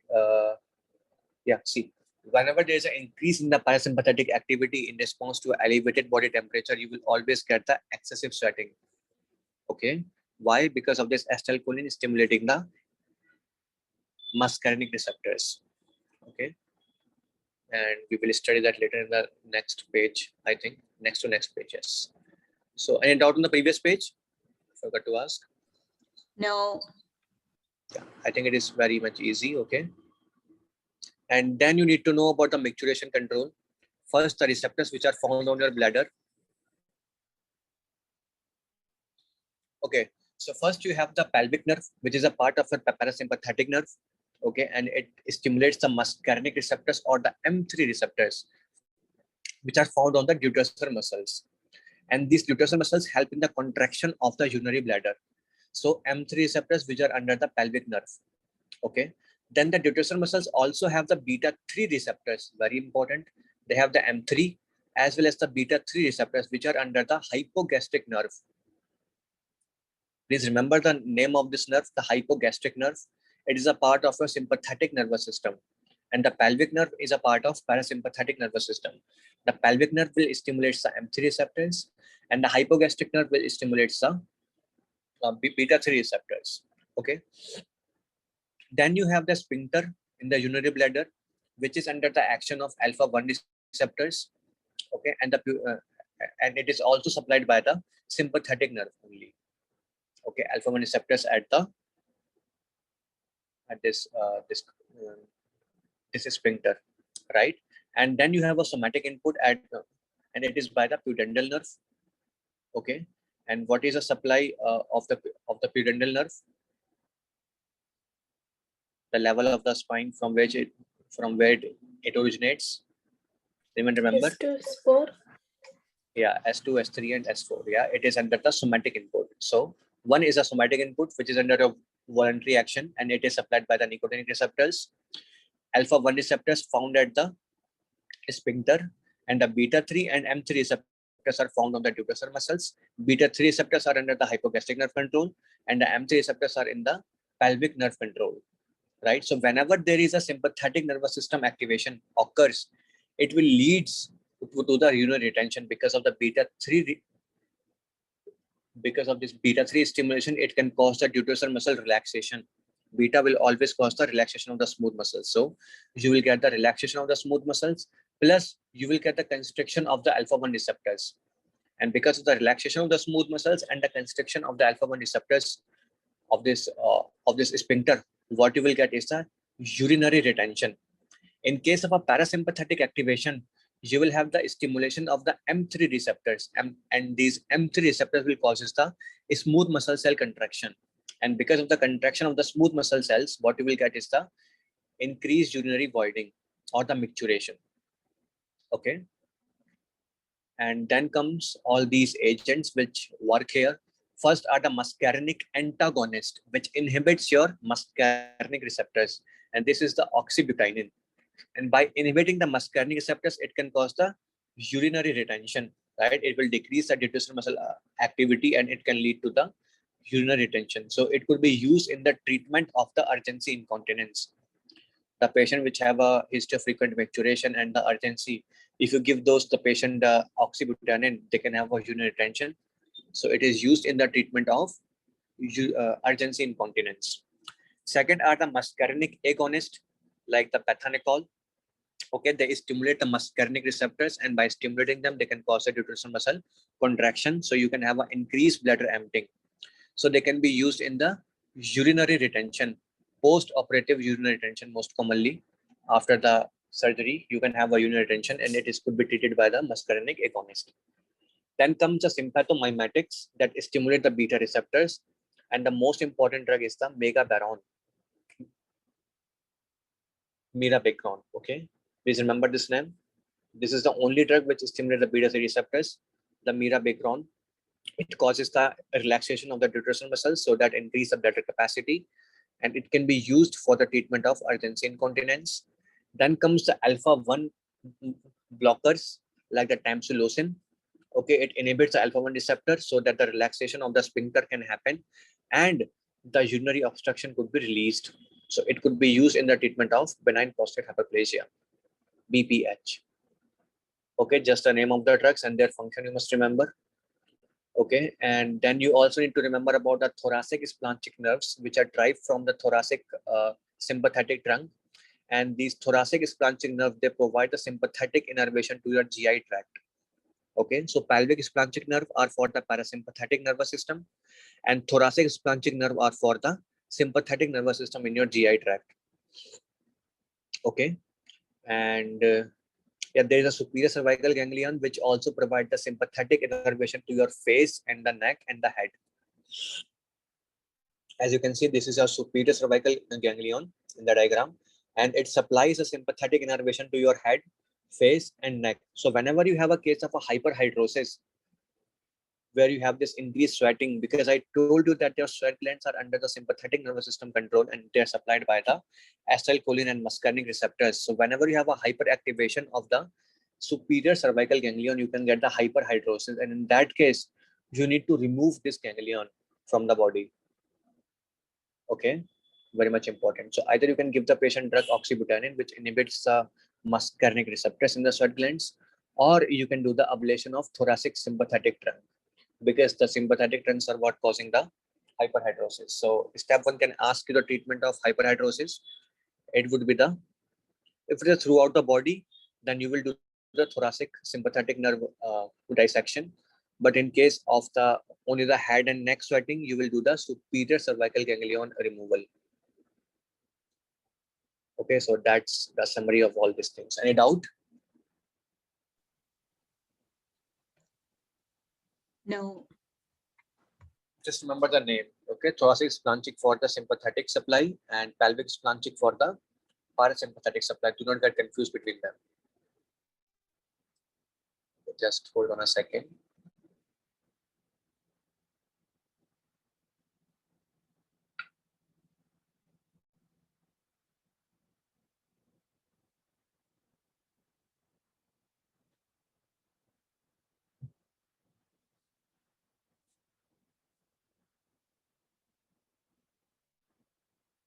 Okay, then come the different G protein linked secondary messengers. Okay, and you need to know the pathway of the receptors. You need to know the function of the receptors. Okay, and where the receptors are found, what function they perform. Okay, the classes of different G protein receptors. Okay, so G protein can be of 3 types, either the GI, either the GQ, and the GS. Okay, GQ, let me go back here. Okay, so GQ is kind of an activating type. Okay, GS is the activating type. Okay, which activates the adenyl cyclase. GI inhibits the adenyl cyclase, and the GQ works through the IPC3, the IP3 and DAG system. Okay, so you need to know how this pathway actually works. So whenever a GS receptor become activated, and the list of the receptors are present here, the beta 1, beta 2, beta 3, all the beta receptors are supplied by the GS. Okay, the D1, S2, and V2, the dopamine D1, histamine S2, and ADH V2 receptors, they are all supplied by the GS type. They're all with GS type receptors. Okay, so whenever the hormone attaches to them, or the neurotransmitter attaches to them, and after a stimulation, the GS will activate the adenyl cyclase enzyme, and this adenyl cyclase converts the ATP into the cyclic AMP. This cyclic AMP activates a protein kinase A. Okay, and by this protein kinase A, it will phosphorylates the myosin kinase, the myosin light chain kinase. Okay, and by activating the myosin light chain kinase, it can do the further things, right? Sorry, it inhibits it. I'm sorry about that. It inhibits the myosin light chain kinase, and as a result, the smooth muscles would be relaxed. But in case of a heart, very much important to know, because heart do not contain the smooth muscles. Okay, in case of a heart, it can lead to the increased calcium intake inside the cell, and when the calcium intake increased inside the cell, it can lead to the muscle contraction. Okay, so whenever these receptors are stimulated, okay, whenever the GS receptors are stimulated, the adenyl cyclase will increase the contraction in the heart because of increase in the calcium influx. In case of a smooth muscles, it would inhibit the myosin light chain kinase, and as a result, the smooth muscle relaxation will occur. So smooth muscle relaxation and cardiac muscle contraction, these are the 2 functions of the GS receptors. Then comes the GI receptors. which inhibits the adenyl cyclase. They can cause the smooth muscle contraction and heart relaxation. Okay. And all the receptors which have 2 in their name, the M2, alpha 2 or D2, all of them has a 2 in their name. They are all the GI type receptors. Okay. Then the muscarinic receptors M1, M3, the H1, V1 and the alpha 1. All the receptors which have 1 in their name and the muscarinic 3, except the beta receptors, of course. They are the GQ type receptors. GQ type G protein receptors. Okay. And they activate the phospholipase C. And because it is a phospholipase enzyme, it will degrade the lipids. It will convert the PIP2 into the IP3 and DAG, diacylglycerol and inositol triphosphate. These 2 things would be created from the lipids. And this DAG will activate the protein kinase C. Okay. And this IP3 will activate the calcium, release the calcium from the endoplasmic reticulum. So after the combination of this protein kinase C and the calcium, because this enzyme required the calcium for its activation. So calcium and DAG will activate this enzyme, and as a result, you will get the smooth muscle contraction. So all the muscarinic receptors except the M2, what they will cause is the smooth muscle contraction. Okay. And on the other hand, all the beta receptors, they will cause the smooth muscle relaxation, but in the heart, they will cause the contraction. And similarly, the muscarinic receptors in case of heart, they will cause the relaxation, right? And all the muscarinic receptors except the M2, they will cause the smooth muscle contractions, right? Any doubt on the pathway?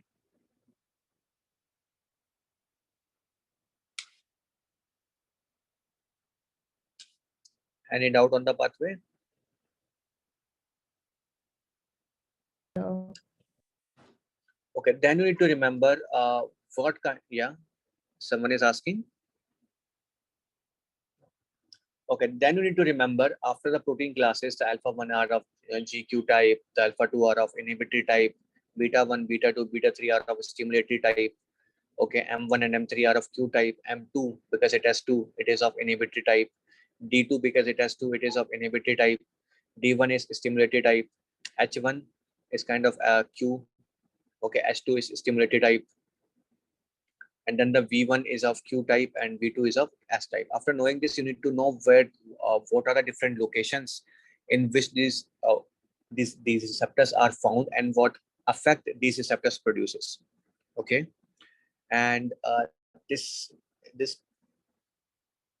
table is kind of a chaos if you look at it. So we have a simple way to remember the location of every of these receptors, and we need to study them by different organs in our body. Like for in case of a skin, okay, the skin has a blood vessels, and all of the blood vessels in the skin, they have the alpha 1 receptors, very much important. All of the peripheral blood vessels, like the vessels supplying your skin and fingers, they have the alpha 1 receptors, not the beta receptors. Okay, so whenever the sympathetic nervous system activated, they will stimulate the alpha 1 receptors there, so that the peripheral blood supply would be lost, so that the central localization of the blood could happen. Okay, because the skin and the blood vessels in the skin, they have the alpha 1 receptors. Okay, so in a fight and flight response, the cutaneous blood vessel constriction happened, and as a result, the blood will go to the liver, brain, and the skeletal muscles, which are the most vital organs that must be preserved, right? Then the other blood vessels, okay, the blood vessels which are supplying your skeletal muscles, the liver, the kidney, okay, they are all supplied by the beta 2 receptors. And like I told you, the beta 2 receptors always causes the relaxation. Okay, so they will cause the vasodilation. So whenever a sympathetic nervous system activated, they will cause the alpha receptor stimulation and the beta receptor stimulation. By causing the alpha receptor stimulation, what they can cause is the peripheral vasoconstriction. And by stimulating the beta 2 receptors, they will increase the blood supply to the skeletal muscles, liver, kidney, and other areas like brain. Okay, and by constricting the alpha 1 receptors, okay, they will increase the SVR. The vascular resistance would be increased. Okay, and you need to also know of one fact that the veins contain mostly alpha 1 receptors, not a beta 2. Okay, Veins mostly contain the alpha-1 receptors. Arterioles also mostly contain the alpha-1 receptors. So by constricting them, you can have a, if you constrict the vein, you can have an increased preload, right? If you constrict the vein, and if you constrict the arterioles, you can have a vasoconstriction that will increase the SVR. Okay. So blood vessels, they contain two type of receptors, the beta 2 and the alpha 1, mostly have the beta 2 receptors. And by stimulating the beta 2 receptors, you can dilate the arterioles. And by dilating the arterioles, you can have an increased blood supply to the skeletal muscles, liver, brain, kidney. Okay. And some other organs like the GI tract. Okay. And like your skin. Okay. The blood vessels there, they have the alpha-1 receptors in the arterioles. So whenever the sympathetic nervous system activated, it can cause the vasoconstriction so that the SVR could increase. Your veins, they mostly have the alpha-1 receptors, not a beta-2 receptor. So whenever the sympathetic nervous system activated, it can cause the venoconstriction. And because of the venoconstriction, they can cause the increase in preload. Okay. Okay, now in case of a heart failure or the hypovolemia, you have the increased sympathetic activation, right? Like I told you. And because of the increase in sympathetic nervous system, what you can expect is a decreased blood to the skin. And that is the reason why in case of a hypovolemia or the shock, you will have the cold skin. You will always read the caution, and the caution stem always say that the patient is found to have a cold skin, you know. And why? Because of the sympathetic nervous system activation, right? In case of an anaphylaxis, because all of the blood vessels in your body are going to dilate, all the arterioles and the veins. So what you will get is an increased blood flow through the skin. So you will get a warmer skin. So in case of a shock, which is caused by the anaphylaxis, you will have a warmer skin. In case of a shock, which is caused by the heart failure or the hypovolemia, what you can have is a cold skin. Okay. And you also need to know that no parasympathetic innervation is found on the blood vessels. Very important. No parasympathetic Could you innervations please repeat it? are. Which point? This increased blood flow and decreased blood flow to the skin, and anaphylaxis and shock. Okay, so you guys already know that in case of anaphylaxis, you're going to have a release of histamine in the blood vessels, right? And because of the increase in histamine, you can have a dilation of the blood vessels everywhere inside the body, include your skin and all the organs. And that's why you get the hypotension and shock in case of anaphylaxis. But the blood supply ultimately to the organs is gonna increase. The blood flow to the organs gonna increase. And that's why you will get a warmer skin. Okay, because every temperature in your body is stored in your blood. So you will get a warmer skin in case of anaphylaxis. But in case of a hypovolemia, because the sympathetic nervous system is activated, and the sympathetic nervous system will cause what? Like I told you, all the blood vessels in your skin, they are supplied by the alpha 1.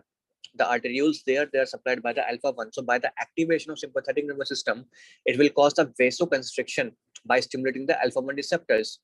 So what you will get is a decreased blood flow to the skin. And if the blood flow to the skin is decreased, you will get the cold skin, right? The temperature at your skin will be decreased. Okay, now you, Okay. yeah. If And yeah, Okay. ask. yeah, if Okay, there so is a after the, yeah, please ask. if there is a sympathetic activations, like there will be the vasoconstrictions, right? So Yeah. if there will be vasoconstrictions, like if we correlate with the sympathetic activation, because often there, whenever there will be hypovolemia, there will be, yes, there is a less perfusion to the skin, and that's why cold skin. But if we correlate it with the sympathetic activation, so like it is something contrary, like sympathetic vasoconstrictions, which increase the flow of the blood to the organ. Like whenever there will be shock, we try to vasoconstrict so that the blood volume, the pressure will rise. If am I right? Like how Yeah. this and the cold No, skin I'm increase actually the. not understanding. Okay, so you were asking that in case of a hypovolemia, I am having the Yeah. vasoconstriction, right? Yeah. No. I mean, hypovolemia, of course, there will be less blood supply and there will Yeah. be cold. But the Yeah. term here is sympathetic activations. Yes, there will be sympathetic Yeah. activation in the Yes. counter. So if there will be some sympathetic activations, still there will be cold skin. If there is sympathetic activation, then you will get the cold skin. Yeah, that's what I mean to see. Like if there will be sympathetic activation, they're Like supposed. normally without any shock. Okay. Okay, because even the anaphylaxis has like there is a some triggers that thermal like fever and all. That's why there will be also the warm skin, and that is that related with the more blood supply. That's why warm skin. No. In case, see, in case of anaphylaxis, you have this histamine in your body, right? In the blood vessels directly. And this histamine will cause the vasodilation. You know, it is because of the histamine which is causing the vasodilation, right? Yeah. And that's why you have an increased blood supply to multiple organs, like your skin including. Yeah, Okay, but and that's why you're having this warmer skin. Okay. Of course, the inflammation is there, so that's why you're also having the fever. But of course, the multiple effects are there, right? It is one of them. Okay. In Sympathetic septic nervous system. shock, Yeah. Ask. in septic shock, is it cold skin? In case of a septic shock, the sepsis is same as anaphylaxis. You will have the vasodilation everywhere. Yes. So you will get the warmer skin. Warm skin, yes. Yeah, exactly. Okay, so no parasympathetic innervation is found in your blood vessels, but your blood vessels do have the muscarinic receptors. Okay, so whenever a hormone is kind of secreted in the blood vessels itself, then it can cause the vasodilation or the vasoconstriction by the muscarinic receptors, right? But no nerve is supplied of blood vessels. Okay, no parasympathetic nerve supplied of blood vessels. Okay, so you have to directly inject the hormone inside the blood to cause the stimulation of these receptors. Okay, remember this fact: your blood vessels are not under the parasympathetic nervations, but they do have the receptors. Okay, then comes the eye. Eye has three type of receptors: the alpha 1, the M3, and the beta 2. And like I told you, alpha 1 receptors, they causes the constriction. What kind of receptors they are? Alpha 1, GI, GQ, or GS? GQ. Exactly, JQ. And they are present in the pupillary dilator muscle. So they causes the constriction of the pupillary dilator muscles, and that's why they causes the mydriasis, which is a dilation of the pupil. By causing the constriction in the pupillary dilator muscle, they causes the mydriasis, the dilation of pupil, right? And then comes some M3. M3 is same as that of M1. They both have this IP3DAG system, the GQ. Okay, but they're supplied by the but they are in these sphincter muscles or the constrictor muscles, the pupillary constrictor muscles. So whenever the M3 is stimulated, it will cause the constriction in the pupillary constrictor muscle. So the patient can get the meiosis, which is the shortening of the pupil. Okay, or the constriction of the pupil, you will get the meiosis. Why? Because the muscles are supplied by the M3. Okay, and also the M3 can cause the increased aqueous humor drainage by increasing the flow of the aqueous humor through the canalum scleme. If you guys remember, it can cause the increased aqueous humor drainage because of the increased opening of the canal of scleme. Okay, and third receptors are the beta 2 receptors. These beta 2 receptors will increase the aqueous humor production in the eye. Okay, and similarly you have the alpha 2 receptors. Alpha 2 receptors are of GI, GQ, or GS? GI.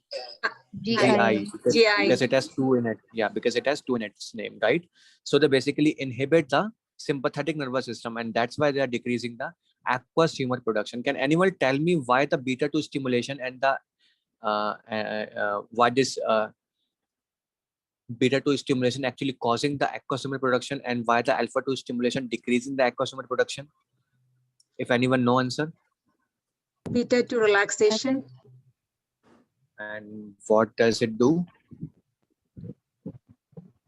How the aqueous humor forms in the eye, if anyone knows. It is a very interesting thing actually. How the aqueous humor form by secreting biocarbonate. by So I didn't understand. Secreting bicarbonates from ciliary body, I think. Okay, that is kind of very deep thing, but actually the aqueous production is It's like happened by the from the filtration of the ciliary blood. epithelium, right?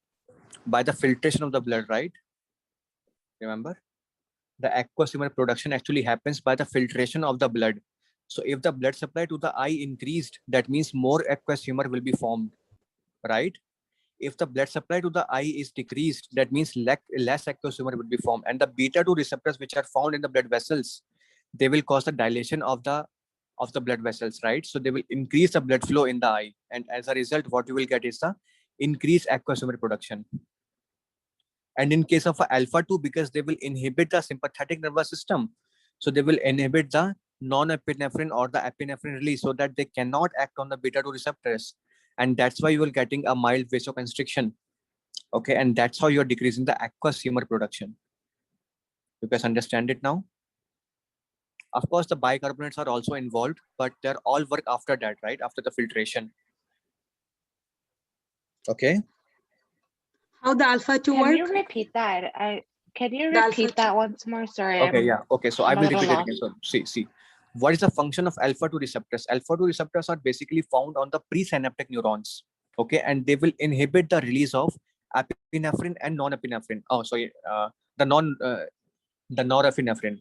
Okay, well, not the epinephrine, because they are not secreted from the neurons. So alpha 2 actually inhibit the release of non-epinephrine from the presynaptic neurons. Okay, because it is found in the presynaptic neurons, right? So whenever the alpha 2 is stimulated, the release of non-epinephrine is inhibited, and as a result, if there is no norepinephrine present, then it won't stimulate the beta 2 receptors, right? Because beta 2 is stimulated by the non-epinephrine and epinephrine, right? And as a result, you won't get the stimulation of these receptors. You won't get the aqueous humor production in case of a stimulation by the alpha 2. Okay, and similarly, if you stimulate the beta 2 receptors, then it will cause the vasodilation. And when the vasodilation occur, more blood flow will be there. And if the blood flow is increased, then in that case, the filtration of the blood is also increased. And what you will get is the increased aqueous humor production. Now you understand it? Yes. Yes. Okay, so that's why you are having a decrease or increase aqueous humor production. But in case of M3, it will increase the canal of ischemic drainage, and that's why you are having an increased aqueous humor drainage in case of M3. I hope you understand the concept of these eyes and this formation of fluids. It will be very helpful in the, I think, in the neuro section, right? Yes. Yeah. So please remember these facts. Then comes the salivary glands. Both ANS as well as the PNS, they supply the salivary glands. Both have the M3 receptors, okay, the sympathetic nervous system, and they will release the acetylcholine receptors to stimulate the M3 in the salivary glands, and you will get the increased saliva production. Similarly, in case of a parasympathetic nervous system, they will also who supply the salivary glands by the M3 receptors. They will release the acetylcholine, which stimulate the M3, and you will get the salivation. So both in case of ANS and PNS, you will get the salivation. Okay. Then comes the heart, and in case of a heart, you have three things in heart. One is the heart rate, okay, which is totally dependent upon the SA node. Increase in the activity of the SA node, you will get the increased heart rate, right? Second is the conduction, and the conduction is totally dependent upon the conduction pathway, which includes the AV node and the Purkinje fibers. And third is the contractility, which is totally dependent upon the myocytes. Okay, and you have the beta 1 receptors, which increases the heart rate by stimulating the SA node. They increases the contractility by because these receptors are found in the myocytes also. And like I told you, in case of myocytes, what this beta 1 receptor will do, it will increase the calcium influx, right? And because of increase in the calcium influx, you will get the increased contractility. Okay, and they will also stimulate the pathway in the AV node or Purkinje, and they will increase the conduction. So these the beta 1 receptors, they are doing three things: the increase in the heart rate, the increase in the contractility, and increase in the conduction. Okay, then comes the muscarinic receptors, and because M3 they are sorry, it is not M3, it is M2, right?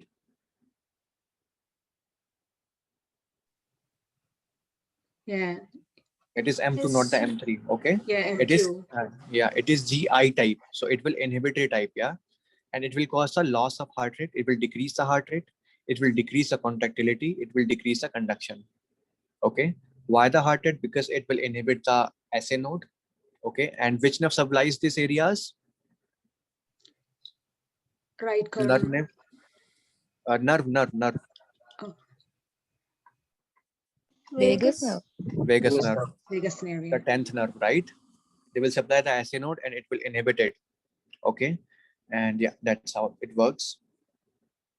Okay, so both the sympathetic and the parasympathetic nervous system innervate the heart, but only the sympathetic nervous system innervates the blood vessels, right? Please remember this fact, very much important. Then comes the lung, and two types of receptors are found in the lungs, which are the beta-2 receptors and the M3 receptors. The beta-2 receptors, like anywhere else, they will cause the bronchodilation by relaxing the smooth muscles. Okay, and you also need to know that epinephrine has more action on the beta-2 receptors than the non-epinephrine. Okay, so whenever anaphylaxis case occur, you will always give the patient epinephrine, not the non-epinephrine. Very much important. Whenever you encounter a case of anaphylaxis, because in case of anaphylaxis, you are having this bronchoconstriction also. Okay, so you need to give the patient epinephrine so that the beta-2 receptors can also be stimulated. Okay, because a major thing is a respiratory distress in case of this anaphylaxis. While any other condition like the septic shock or any hypovolemic shock, you will always give the patient non-epinephrine. Okay, so for every shock, it is non-epinephrine, but for the anaphylactic shock, it is always the epinephrine that you will give to the patient. Very important. Step 1 will ask you question on this thing. Why? Because of this beta-2 stimulation mainly. Then comes the M3 receptors, which causes the bronchoconstriction, and by the bronchoconstriction, it will decrease the size of the respiratory passage, and what you will get is the wheezing. Okay, and that's why in the asthma you will get the wheezing because of the bronchoconstriction. Then comes the GI tract. In the GI tract, you have the alpha-1 receptors and the M3 receptors. Alpha-1 receptors in the GI tract will decrease the blood flow by causing the vasoconstriction. They will and they will also decrease the motility of the GI tract by causing the sphincter constriction. Okay, whenever the alpha-1 are stimulated, they will cause the smooth muscle constriction, right? And all the sphincters, they all contain the smooth muscles. So what you will get is the sphincter constriction, and it will cause the slow motility of the GI tract. So whenever you stimulate the alpha-1 receptor, what you will get is the constipation, right? And if you stimulate the M3 receptors, it will cause the smooth muscle constriction. Sorry, the constriction, of course. So it will increase the motility. Okay, it is present everywhere in the GI tract except the sphincters area. Okay, and sorry, just a second about guys. There is a misconception I feel.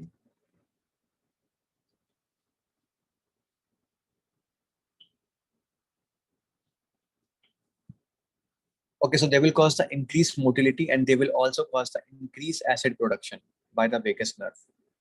Okay, two important points. They will increase the motility, and they will cause the increased acid production. Okay, and how the M3 will cause the relaxation of the sphincters? Does anyone know?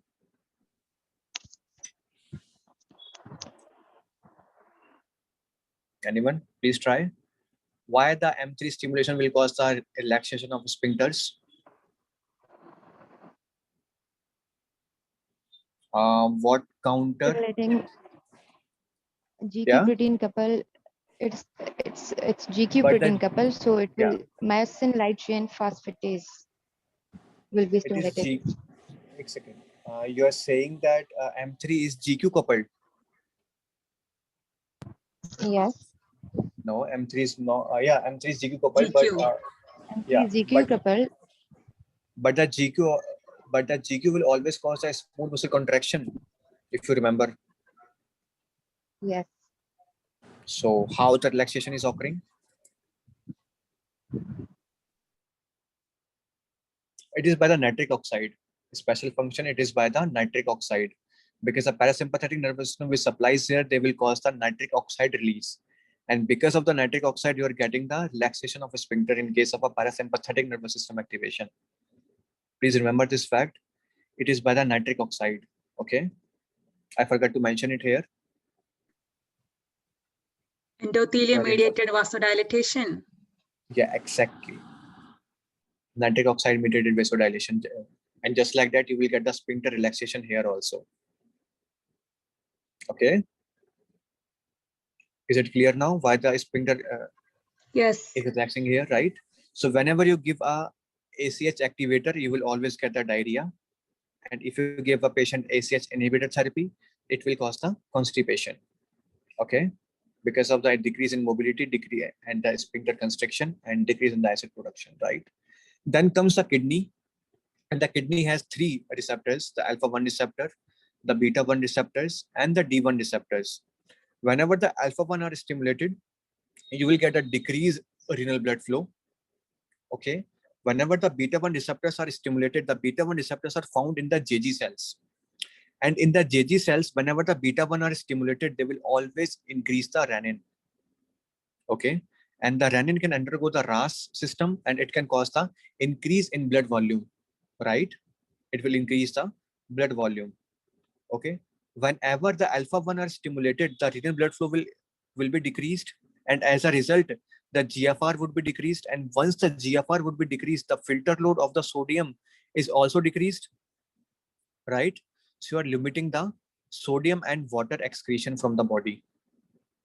And once the sodium and water filter load is decreased in the, in the tubules, it will further activate the renin. If you guys remember, it is a sodium delivery which is detected by the DCT cells. Remember the JG cells. And in response to that, Macula dense. Yeah, exactly, the macula cells. So it will further causing what? Increase in the volume of the blood. So that's why whenever the sympathetic nervous system is activated, you always get the increase in blood volume because of these 2 things. Okay. Then comes the D1 receptors or the dopamine receptors. The D1 receptors, they causes the increase in the renal blood flow by the renal vasodilation. They have a specific mechanism. Okay. And they will cause the renal vasodilation whenever the D1 are stimulated. Okay. So these are the different organs in your body which are supplied by different receptors.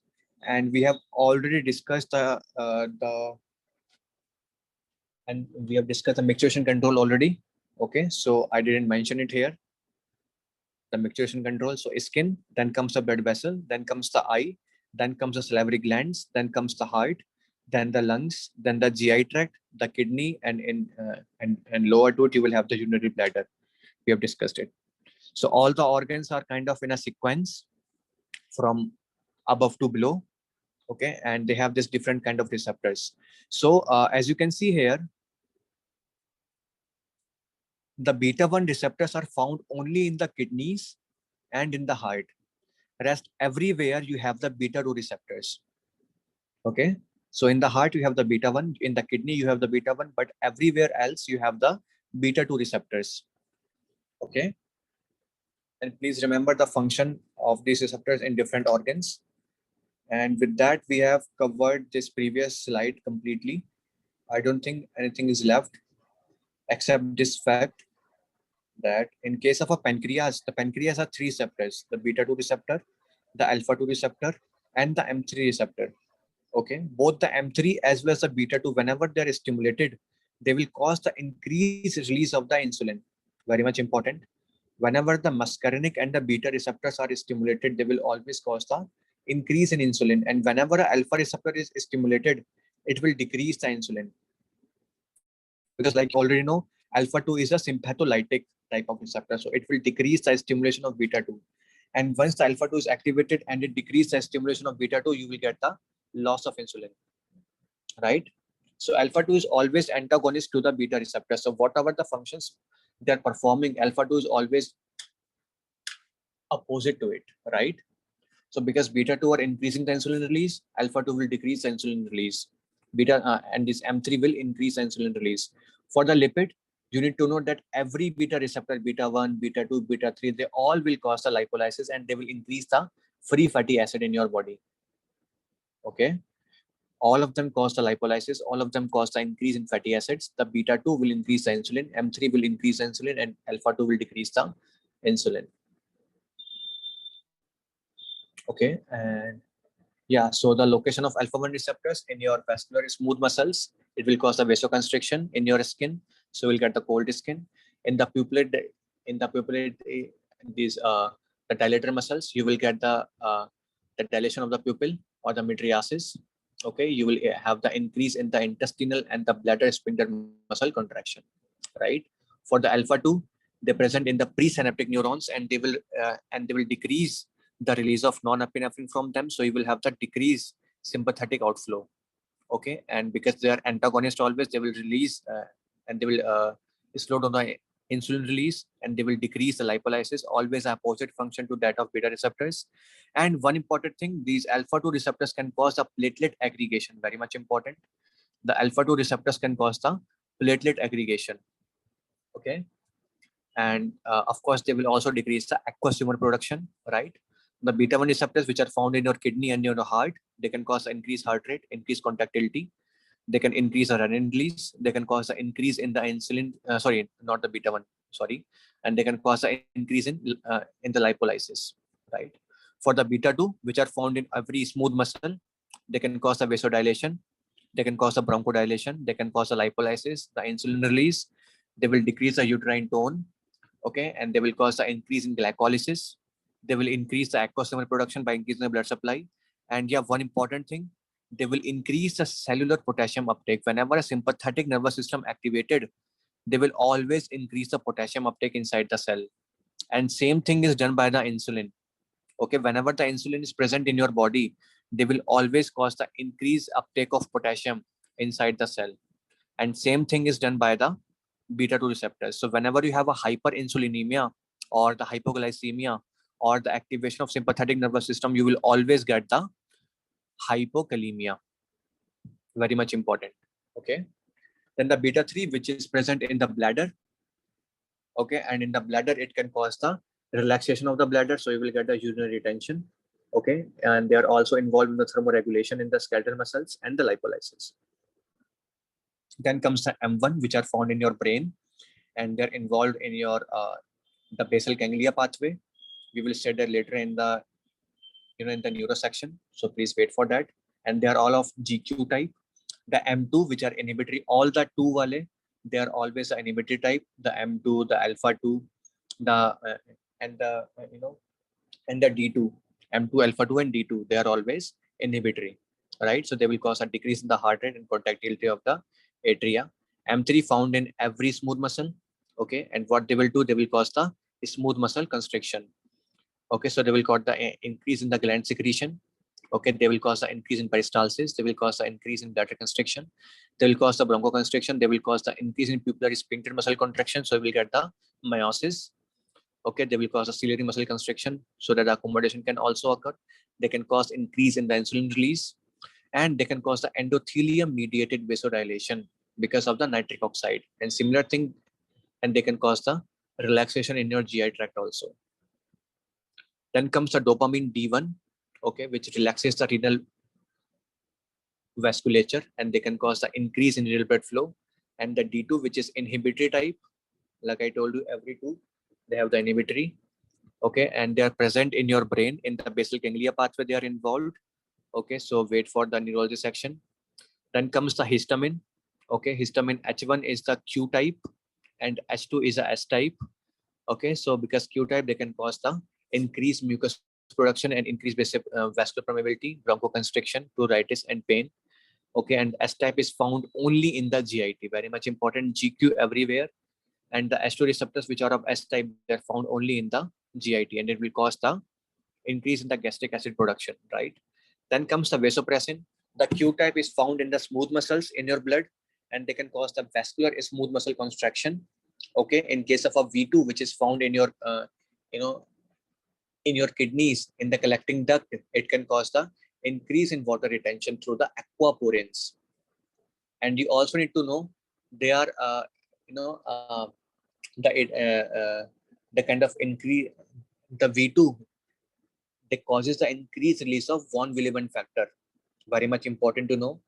V2 receptors, whenever they're stimulated, they will always increase the release of von Willebrand factor. Step 1 will ask you, and you have to answer the V2 receptors, not the V1 receptors. Okay, they will ask you why the ADH actually causing the release of von Willebrand factor.